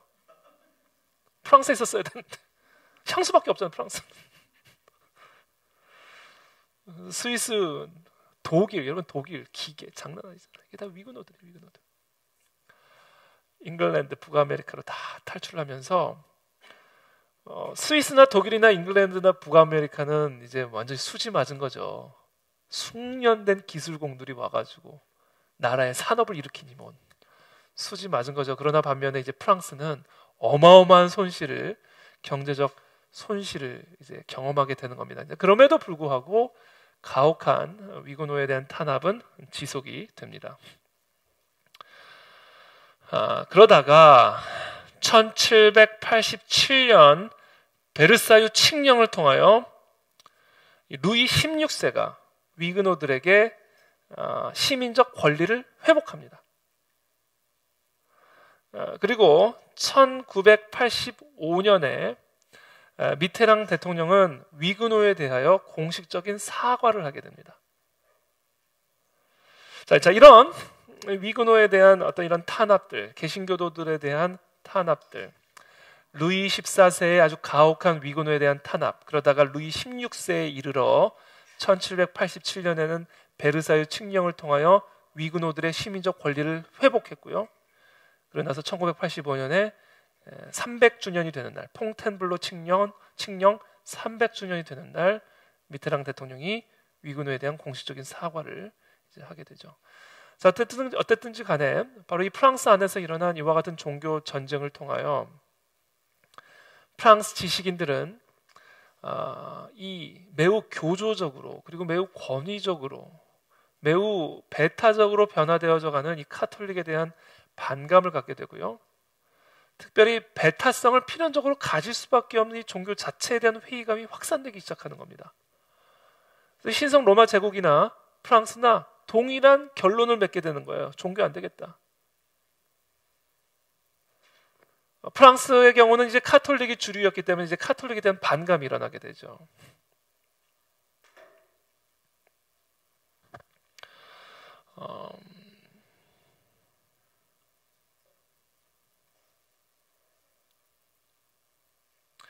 그래서 예를 들면 18세기에 볼테르는 이제 우리가 잘 아는 계몽주의자죠. 이 사람은 철저한 계몽주의자인데 이 볼테르 같은 사람은 위그노들을 돌보는 일들을 합니다. 위그노들.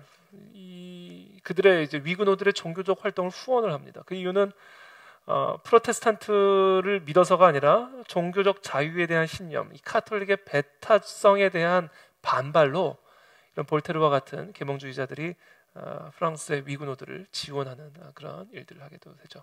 그래서 여하튼간에 결론은 동일하다. 그 이야기를 제가 해드리고 싶었던 겁니다. 자, 영국의 경우를 한번 살펴보죠. 유럽 대부분의 국가에서 지금 보시다시피 종교적 분열이 극심화되고요. 그런 가운데 종교적 회의감이 극대화되는 가운데 영국은 프로테스탄트의 정체성을 아주 확고하게 구축해 가기 시작합니다. 그래서 영국은요, 프랑스와는 달리 아주 견고한 프로테스탄트 정신적 토대 위에 영국이라는 나라가 세워집니다. 우리가 잘 알다시피 영국의 종교 개혁은 헨리 8세의 이혼 문제로 시작이 되죠. 아들을 못 낳은 첫 번째 부인과 이혼을 하고 앤 불린이라고 하는 여자와 결혼을 하려고 했지만 교황이 허락을 하지 않는 거예요. 이 국왕의 결혼을. 이혼을 하고 새 다른 여인과 결혼을 하려고 하는데 교황이 허락을 하지 않는 거예요. 그래서 헨리 8세는요, 절대로 종교 개혁을 위해서 개혁한 게 아니에요. 결혼하려고 카톨릭에서부터 독립하려고 개혁한 겁니다. 그게 그 당시 종교개혁의 필요성을 느꼈던 사람들이 그것을 활용을 해서 영국의 종교개혁을 이룬 겁니다. 그래서 이 교황의 간섭을 피하기 위해서 잉글랜드의 교회를 카톨릭으로부터 독립시키려고 했어요. 이 헨리 8세가. 그리고 그것을 촉발시킨 것이 바로 이혼 문제였어요. 이혼. 아들 못 낳는 여인과 이혼하고 앤 블린이라고 하는 여성과 결혼하기 위함이었다라는 거예요. 헨리 8세의 의도는 사실 종교의 개혁보다는 잉글랜드의 교회의 독립을 시키고자 했던 이유가 그것은 바로 이혼 문제였다라는 말씀을 드렸습니다. 그래서 이 헨리 8세가 어떤 일들을 하게 되냐면 수장법이라는 것을 만들어요. 수장법. 이 수장법이라고 하는 것은 교회가 모든 권리와 권한을 왕에게 다 귀속시키는 거예요. 국왕에게. 잉글랜드 교회의 모든 관리 권한을 잉글랜드 국왕에게 다 귀속시키는 겁니다. 이게 수장법이에요. 수장법. 이 교회사학자 마크 놀은 이 수장법을 세우는 것이 영국 종교개혁의 분기점이 되었다라고 이야기를 합니다. 어쨌든 그만큼 중요한 법이에요. 수장법이 영국의 종교개혁에 있어서. 그리고 1559년에는 통일법을 통과시킵니다. 통일법이라고 하는 것은 예배의식과 신앙의 내용을 통일되게 만든 기도문, 예식서, 개혁신앙의 교리와 개혁신앙의 기도문을 토대로 한 그와 같은 문서를 확립시키는, 통일시키는 그와 같은 법을 통과시키죠. 이게 이제 통일법이에요.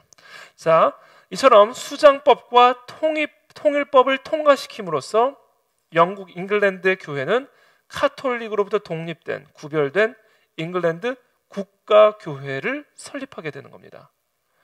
그래서 우리가 흔히 이제 영국 국교회라고 얘기하죠. 잉글랜드 국가교회. 자, 이 잉글랜드 국가교회의 시작은 바로 헨리 8세의 이혼 문제로부터 촉발이 된 것이고, 그것을 정말 이루게 되는 분기점을 이룬 게 바로 1534년에 만든 수장법, 교회의 모든 관리 권한을 국왕에게 기속시키고 개혁 신앙에 따른 예배 예식서를 통일한 통일법을 통하여 잉글랜드 교회를 카톨릭으로부터 독립하여 잉글랜드 국가 교회를 설립하게 되는 거죠. 이게 국교.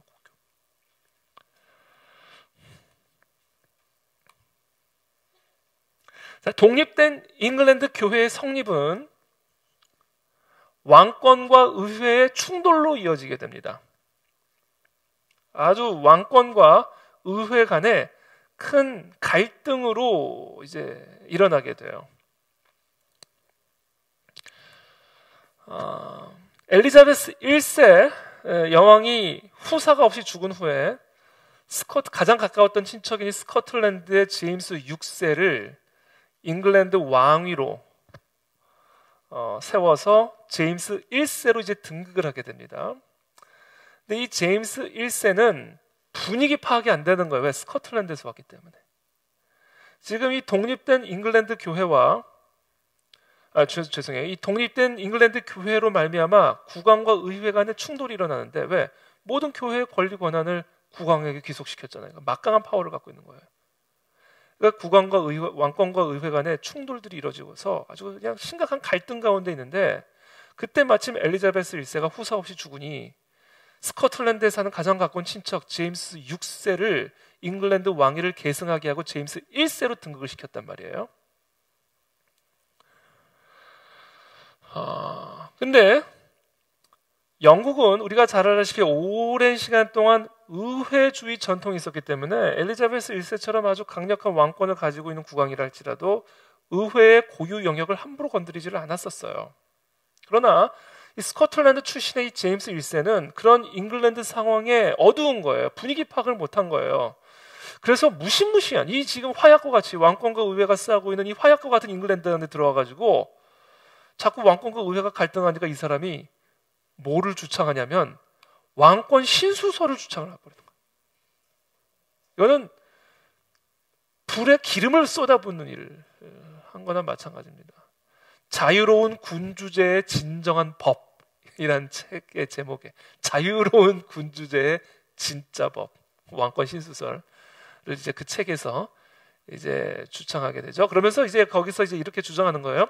국왕은 신에게만 책임이 있고, 왜? 왕권은 신으로부터 받은 것이기 때문에 국왕은 그 권한을 주신 신에게만 책임이 있다. 신하에게는 책임이 없다. 그리고 법의 지배도 받지 않는다. 법치를 거부한 거죠. 법 위에, 즉 의회 위에 왕권이 군림한다라는 거예요. 이 왕권 신수설을 주장합니다. 이 제임스 1세가. 그러니까 이게 지금 잉글랜드 상황이 어두워가지고요, 의회주의에 대한 전혀 개념이 없었던 거예요. 그래서 자꾸 이 왕권을 건드리니까 분위기 파악 못하고 왕권 신수설을 주창해버린 거죠. 이 제임스 1세 시대에 특별히 우리가 조금 유의 깊게 봐야 될 무리들이 있었는데, 프랑스에 위그노가 있었다면 영국에는 누가 있었다? 퓨리탄이 있었다. 퓨리탄은 우리가 잘 아는 청교도. 이 비국교도들 가운데에서는 이 퓨리탄의 영향력이 강했고요. 또 이들의 상당수가 하원에도 진출해 있는 그런 상황이었습니다. 예솔이가 이 퓨리탄이 누구였는지를 좀 잠깐만 살펴보고 지나갈게요. 퓨리탄은 청교도인데, 일단 영국의 칼뱅주의자들, 프로테스탄트들을 가리키는 말이에요. 퓨리탄, 프랑스의 위그노와 같이. 근데 우리가 잘 알다시피 이 초기에 잉글랜드 국교의 초기에는 신학은 칼뱅주의를 따르지만 예식은 카톨릭을 따랐어요. 짬뽕이 됐단 말이에요. 타협적이었단 말이에요. 그래서 이 영국 안에 있던 이 칼뱅주의자들이, 프로테스탄트들은 그게 마음에 안 드는 거예요. 예식도 개혁적으로 가야 돼요. 왜 우리가 카톨릭의 예식을 따르냐? 신학은 개혁 신앙을 따르면서. 그러면서 당시 잉글랜드 국가교회, 국교회 안에 잔재해 있던 카톨릭적 요소들을 정화, purify를 시키는 것을 주장한다고 해서 이 무리들을 퓨리탄이라고 이제 부르기 시작한 거죠. 청교도입니다. 청교도. 이 퓨리탄들은 아주 중요한 역할들을, 어떤 중요한 부분들을 강조를 했는데, 영국의 청교도들은 특별히 성경의 가르침을 따르는 경건 생활을 강조했습니다. 개혁 신앙적이죠. 기도와 말씀, 그리고 그 기도와 말씀이 삶에 용해되어지는 경건 생활. 사치와 허례 허식에 반대하고요. 일요일을 안식일로 엄수할 것을 강조하고요. 엄격한 절대 금주주의자들은 아니었지만 술 취함을 비판했고요. 특별히 수도원적 생활보다는 생활 속에서의 영성 실현을 추구하는 것을 강조했던 영국의 프로테스탄트들이 바로 청교도였다라는 겁니다. 저는 우리나라의 교회가 이 영국의 청교도들의 이 정신들을 다시 회복시켜야 된다고 생각해요. 사실 여러분, 이 16세기에 있었던 종교 개혁이요, 다른 게 아니에요. 재발견이에요. 성경적 진리의 재발견. 아드폰테스. 기본으로 돌아가죠. 저희도 정말 이 땅에 다시 한번 놀라운 이 대한민국 안에 부흥의 역사를 일으키기 위해서 정말 이런 청교도적 영성의 회복이, 이 시대에 걸맞는 이 청교도적 영성의 회복이 중요하다고 생각합니다. 자, 제임스 1세, 왕권 신수설을 주장한 제임스 1세의 뒤를 이어서 잉글랜드의 군주가 된 찰스 1세, 아들이에요. 제임스 1세의 아들 찰스 1세. 이 찰스 1세도 자기 아버지처럼 왕권 신수설을 주장합니다. 그래서 왕권 강화를 위해서 국교회의 감독제를 시행하려고, 또 감독제를 강요하려고 했어요. 근데 찰스 1세는 자신의 아버지 제임스 1세와 달리 정치력이 매우 부족해서 의회와 아주 심각한 갈등을 야기했습니다. 그래서 결국은 1642년에 의회와 국왕 사이에 내전이 시작이 된 거예요. 사실 그 씨앗은 제임스 1세 자기 아버지가 시작한 거죠. 왕권 신수설을 주장하면서 의회와 왕권 사이의 갈등을 촉발시켰고, 제임스 1세 이후에 찰스 1세가 그 왕위를 계승하면서 동일하게 아버지처럼 왕권 신수설을 주장하면서 동시에 정치력은 부족했어요. 그래서 결국은 왕과 의회가 내전을 벌이게 된 겁니다. 나라가 완전히 그냥 망해가는 거죠. 국왕과 의회 사이에 내전이 시작이 됐으니까. 이게 1차 내전이에요. 1차 내전. 그래서 1642년부터 5년간 47년까지 진행이 됩니다. 이때 제1차 내전 때 왕당파와 의회파가 이제 붙었는데, 이 의회파의 지도자가 우리가 잘 아는 올리버 크로멜이라고 하는 사람이었어요.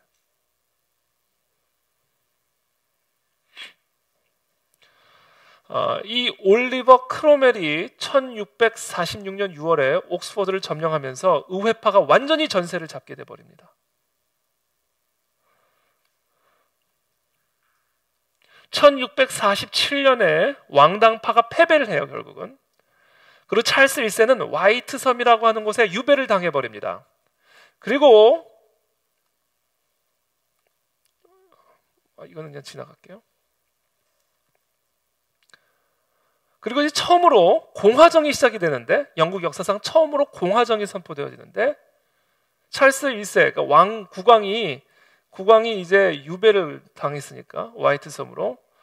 그리고 나서는 처음으로 영국 역사상 처음으로 이제 공화정이 선포되는데, 잉글랜드 공화국이 수립이 되는데, 그 공화국의 최고 지도자를 올리버 크로멜로 세우고, 이 사람을 공화정의 호국경이라고 부르는 롤드 프로텍터, 공화국의 대통령 같은 사람인 거예요. 그러니까.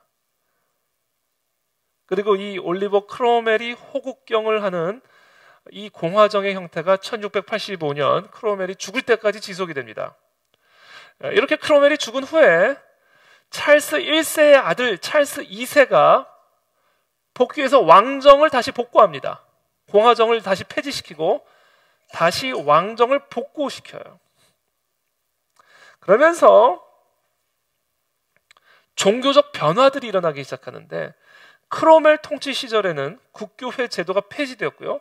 또 비국교도 교파들이 우세했지만 종교적인 관용을 보이기 시작하는 겁니다. 그러다가 찰스 2세가 다시 돌아온 후에, 크로멜 통치 기간에는 국교회 제도가 폐지되고 비국교도 교파들이 우세했지만 종교적 관용을 보였지만, 크로멜이 죽은 다음에 찰스 2세가 돌아온 이후에는 국교 제도가 다시 재수립이 되고 비국교도의 공직 진출은 다시 금지되었어요.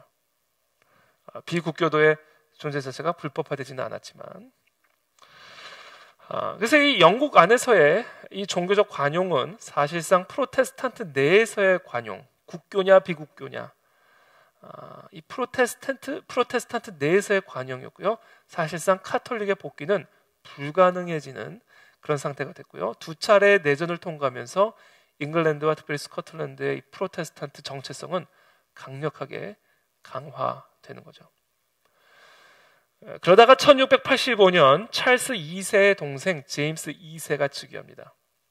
여러분, 이 영국의 왕들은 이름을 외기가 힘들어요.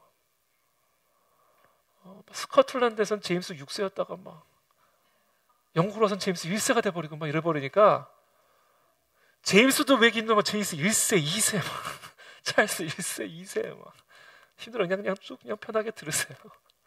나중에 이걸 교재로 만들면 여러분들이 일목요연하게 이해하기 쉽도록 제가 또 정리를 해드릴게요.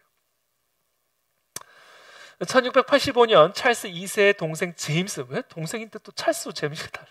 제임스 2세가 즉위를 해요. 근데 이 제임스 2세는요 아주 강한 카톨릭이었어요. 그래서 영국 정계가 둘로 분열됩니다. 영국 정계가 둘로 분리돼요. 제임스 2세는 아주 강력한 카톨릭이었기 때문에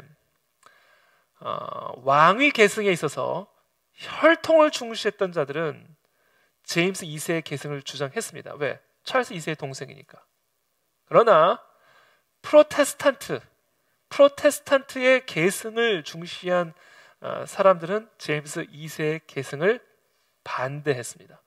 그래서 이 영국 정계가 바로 이 제임스 2세의 즉위를 두고 둘로 분열이 되는데, 한쪽에는 휘그, 제임스 2세의 계승을 반대했던 그 반대파들은 휘그, 그 다음에 제임스 2세의 계승을 찬성했던 파들은 토리.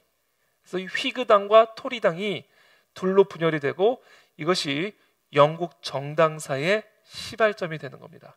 휘그당과 토리당. 자, 종교적 관용의 범위에 이 제임스 2세, 강한 카톨릭 성향의 제임스 2세가 즉위하게 되면서 이제는 종교적 관용의 범위에 국교를 넘어 비국교를 넘어 카톨릭까지 포함하는 것을 추진하게 되고요. 특별히 이 심사법을 이제 주장을 하는데, 이제 잉글랜드의 이제 국교회 이외의 신앙을 가진 사람들은 이제 관직에 진출하는 것이 이제 막혀 있는 이 심사법이 있어요. 심사를 해서 카톨릭 사람들은 공직에 이제 통과하지 못하도록 그렇게 했는데, 이제 제임스 2세는 이제 이 종교적 관용의 범위에 카톨릭까지 포함시키면서 이제 그 강한 카톨릭 사람들도 다 이제 공직에 포함시키는 그런 일들을 추진하게 됩니다. 이러면서 이제 휘그와 토리가 다 등을 돌리게 되는 거예요. 아무리 혈통이어도 이건 아니다. 그렇죠? 그리고 프로테스탄트의 계승을 중시했던 자들도 당연히 이건 아니다. 그래서 결국 이 휘그와 토리 모두가 제임스 2세의 등을 돌리게 됩니다. 자, 제임스 2세는 전처 소생의 두 딸이 있었는데, 이 두 딸은 제임스 2세 자신의 아버지와 달리 독실한 프로테스탄트였어요. 그러다가 엄마가 다른 거죠. 1688년 4월에 등남을 해요. 아들을 낳게 됩니다. 그러니까 전처 소생의 두 딸은 독실한 프로테스탄트였지만, 새로운 아내를 맞아 아들을 낳은 카톨릭계의 제임스 2세, 이제 아들을 낳았으니까 이제 아들에게 그 왕위가 계승될 것 아니에요. 그렇게 되면 이 프로테스탄트들이 염려가 된 거예요. 이 영국 안에 카톨릭 왕조가 생길지도 모른다는 위기감이 이제 조성이 된 겁니다. 그래서 이 토리와 휘그가 제임스 2세의 즉위를 가지고 서로 싸우고 반대했던 토리와 휘그가 이제 동맹을 맺고 제임스 2세의 첫째 딸, 아주 독실한 프로테스탄트였던 전처 소생의 첫째 딸 메리, 이 메리의 남편이었던 네덜란드 공화국의 수반 오렌지공 빌럼에게 잉글랜드 침공을 요청하게 됩니다. 그래서 참고로 네덜란드 대표색이 오렌지인 이유가 바로 여기 있습니다. 오렌지공. 이건 제 추측입니다. 아마 그럴 거라는 거예요. 확실한 건 아니고요.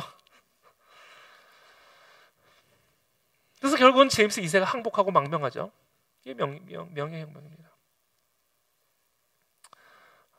권리장전을 선포하고 그러면서 이제 명예혁명을 이제 이루게 되죠. 옵스, 다시 쳐보자.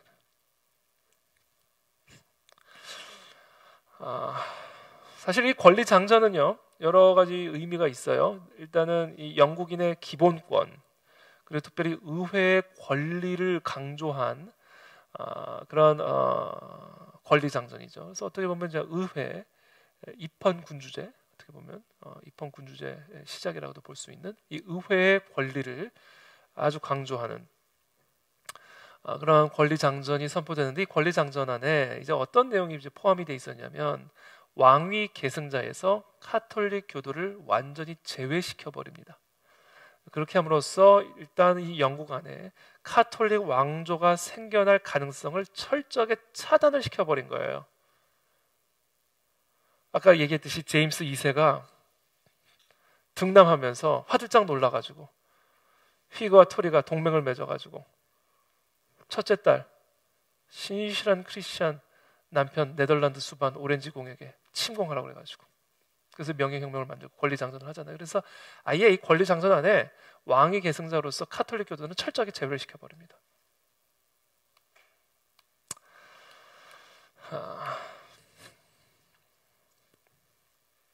그래서 오늘은 이 역사 이야기를 쭉 좀 해왔는데, 사실 오늘 준비한 걸 다 끝나지는 못하겠지만 일단은 오늘 결론을 좀 내리고 싶은 부분은 이겁니다. 일단 이 종교 개혁 이후에 종교 전쟁을 이제 거치면서 아까 우리가 세 나라를 봤죠. 신성 로마 제국, 프랑스와 영국. 신성 로마 제국은 이제 독일이 핵심이니까 북부와 남부 각 영방 국가 내에서 종교가 분열이 되는 일이 일어나고요. 프랑스에서는 카톨릭의 위군에 대한 탄압이 일어나고요. 영국 안에서는 여러 가지 내전들을 통해서 카톨릭 세력이 완전히 약화되고, 특별히 명예혁명을 통해 권리장전의 카톨릭 왕조가 생겨날 수 있는 가능성 자체를 완전히 차단시킴으로써 종교적 독점권이 이제 깨지는 그런 일들이 일어나게 되는 겁니다. 18세기, 19세기 종교적으로 다원화된 이 사회의 뿌리는 바로 이 16세기, 17세기 종교 전쟁을 통해서 이미 형성되기 시작한 거다라는 거예요.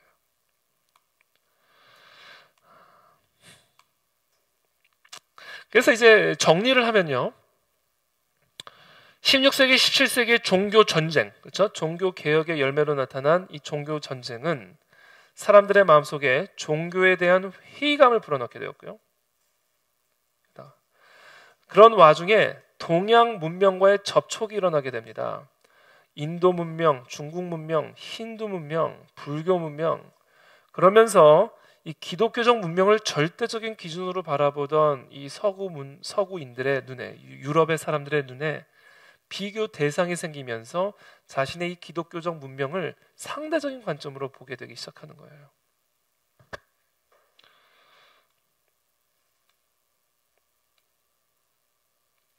자, 그러는 가운데 종교 전쟁으로 말미암아 종교에 대한 회의, 동양 문명과의 접촉으로 말미암아 상대적 관점의 회복, 그런 와중에 과학혁명이 일어나게 되는 겁니다. 과학혁명. 베이컨의 경험주의, 아는 것이 힘이다. 뭘로 알 수 있는가? 경험으로 알 수 있다. 경험적 이성. 데카르트의 합리주의, 끊임없이 의심함으로써 진리를 발견할 수 있다. 인간의 이성을 가지고 의심하고 또 의심하고 또 의심함으로써 우리는 진리에 접근할 수 있다. 프란시스 베이컨이나 르네 데카르트나 철저한 경험주의, 합리주의, 인본주의적 사상의 토대를 마련한 사람들 중에 들이죠. 이와 같은 베이컨의 경험주의와 데카르트의 합리주의를 하나로 묶어서 과학적인 방법으로 형성시킨 사람이 바로 아이작 뉴턴이에요. 그래서 이것을 단순한 이성이 아니라 단순한 경험을 통해서가 아니라 어떤 과학적 방법을 통하여 지식을 발견하는 그와 같은 과학의 혁명이 일어나게 되는데, 그 과학 혁명의 아주 중요한 인물 중에 한 사람이 바로 이 아이작 뉴턴입니다. 참고로 말하면 아이작 뉴턴은 스스로를 성직자라고 생각했을 만큼 아주 신실한 그리스도인이었어요. 그런데 이 뉴턴의 과학적 방법이 사실은 과학 혁명을 일으켰을 뿐 아니라 계몽주의로 나아가는 길을 동시에 열어 젖힌 또 그런 역할도 하게 되었다라는 겁니다. 그래서 이와 같은 과학 혁명을 통해 인간과 자연을 바라보는 대안적 세계관으로 과학적 세계관이 등장하게 되었고요. 다 지나갈게요.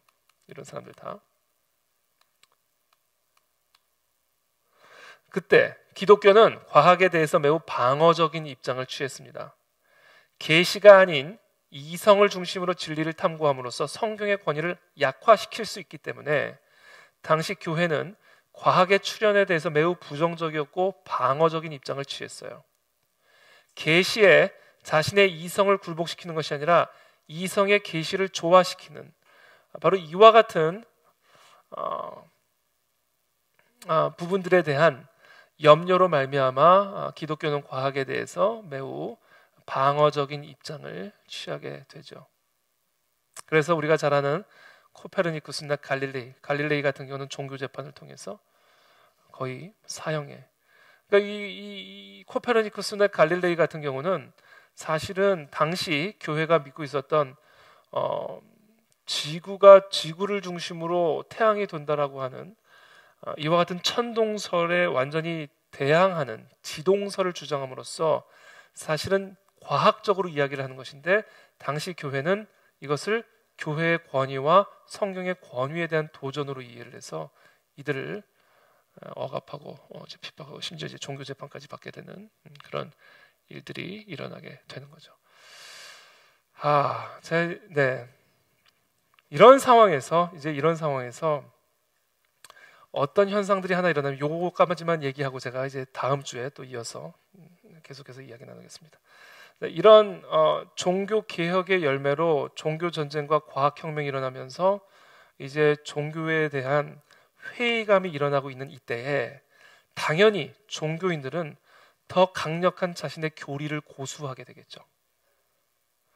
과학 혁명이 일어나기 시작하고, 서로 다른 종교의 관용은 좋은 일이지만 관용과 동시에 서로 싸우고 부딪히는 일들이 일어나게 되니까 자신의 교리, 카톨릭은 카톨릭의 교리, 루터파는 루터파의 교리, 칼뱅파는 칼뱅파의 교리를 수호하고 지키기 위해서 더 엄격한 교리 중심적인 어떤 그런 흐름으로 나아갈 수밖에, 쉽게 말하면 집안 단속을 더 강하게 할 수밖에 없죠. 그래서 이와 같은 종교 개혁의 결과로 이와 같은 종교의 회의감이 일어나면서 카톨릭이든 개신교든 자신들의 교리를 더욱더 강화시키는 그러한 흐름으로 나가는데, 그와 같은 흐름을 일컬어 정통주의라고 이야기를 합니다. orthodoxy. 정통주의로 이제 흘러가게 되면서 바로 이 정통주의에 대한 반동으로 18세기 계몽주의 발전에 아주 중요한 배경을 제공하게 되는 거예요. 왜? 더 강력하게. 자, 정리할게요. 이제 오늘 강의 이제 정리할게요. 종교 개혁으로 말미암아 종교 전쟁, 과학 혁명과 더불어 사람들은 종교에 대한 회의감을 갖게 되었어요. 그러다 보니 종교 전쟁을 통해 어느 정도 종교적 관용은 이루어졌지만 지속적인 전쟁 속에서 사람들은 종교에 대한 회의감을 갖게 되니 종교인들은 자신들의 교리를 더욱더 강화시킴으로써 자신들의 세력을 더 강력하고 견고하게 구축시키고자 하겠죠. 쉽게 말하면 집안 단속을 하겠죠. 그렇게 하기 위해서 당시 카톨릭 개신교도들은 강력한 교리의 회복으로 나가는 소위 말하는 정통주의를 강화시키는 거예요. 이것은 악순환이에요. 더 정통, 더 교리, 더 순수, 더 확실하게 자신들의 교리를 붙잡으니까 사람들은 더 종교로부터 멀어지기 시작하고 더 종교에 대해서 회의감을 갖게 되면서 이와 같은 흐름들이 맞물려서 결국은 18세기 계몽주의로의 회심이 유럽의 사람들의 심성 속에서 일어나게 되는 배경을 이루게 된다라는 겁니다. 그래서 오늘 긴 이야기들을 했습니다만 오늘 결론은 이겁니다. 지금 말씀드린 이거. 그래서 우리가 앞으로 이제 계몽주의에 대한 이야기를 할 텐데 아마 몇 주는 더 해야 될 것 같아요. 보니까 윌버포스에 대한 얘기도 이 흐름 속에서 한번 해야 될 것 같습니다. 그래서 아마 이 흐름을 가지고 한 2주 정도는 제가 더 강의를 아마 해야 될 것 같습니다. 그래서 오늘은 여기까지. 종교개혁의 결과로 종교전쟁, 그렇죠? 종교대한 회의, 종교의 회의가 정통주의의 축으로 나가게 만들고 정통주의는 오히려 종교에 대한 회의를 더 가속화시켜 18세기 계몽주의의 배경이 되어진다. 얘기. 오늘은 여기까지 이야기를 나누도록 하겠습니다.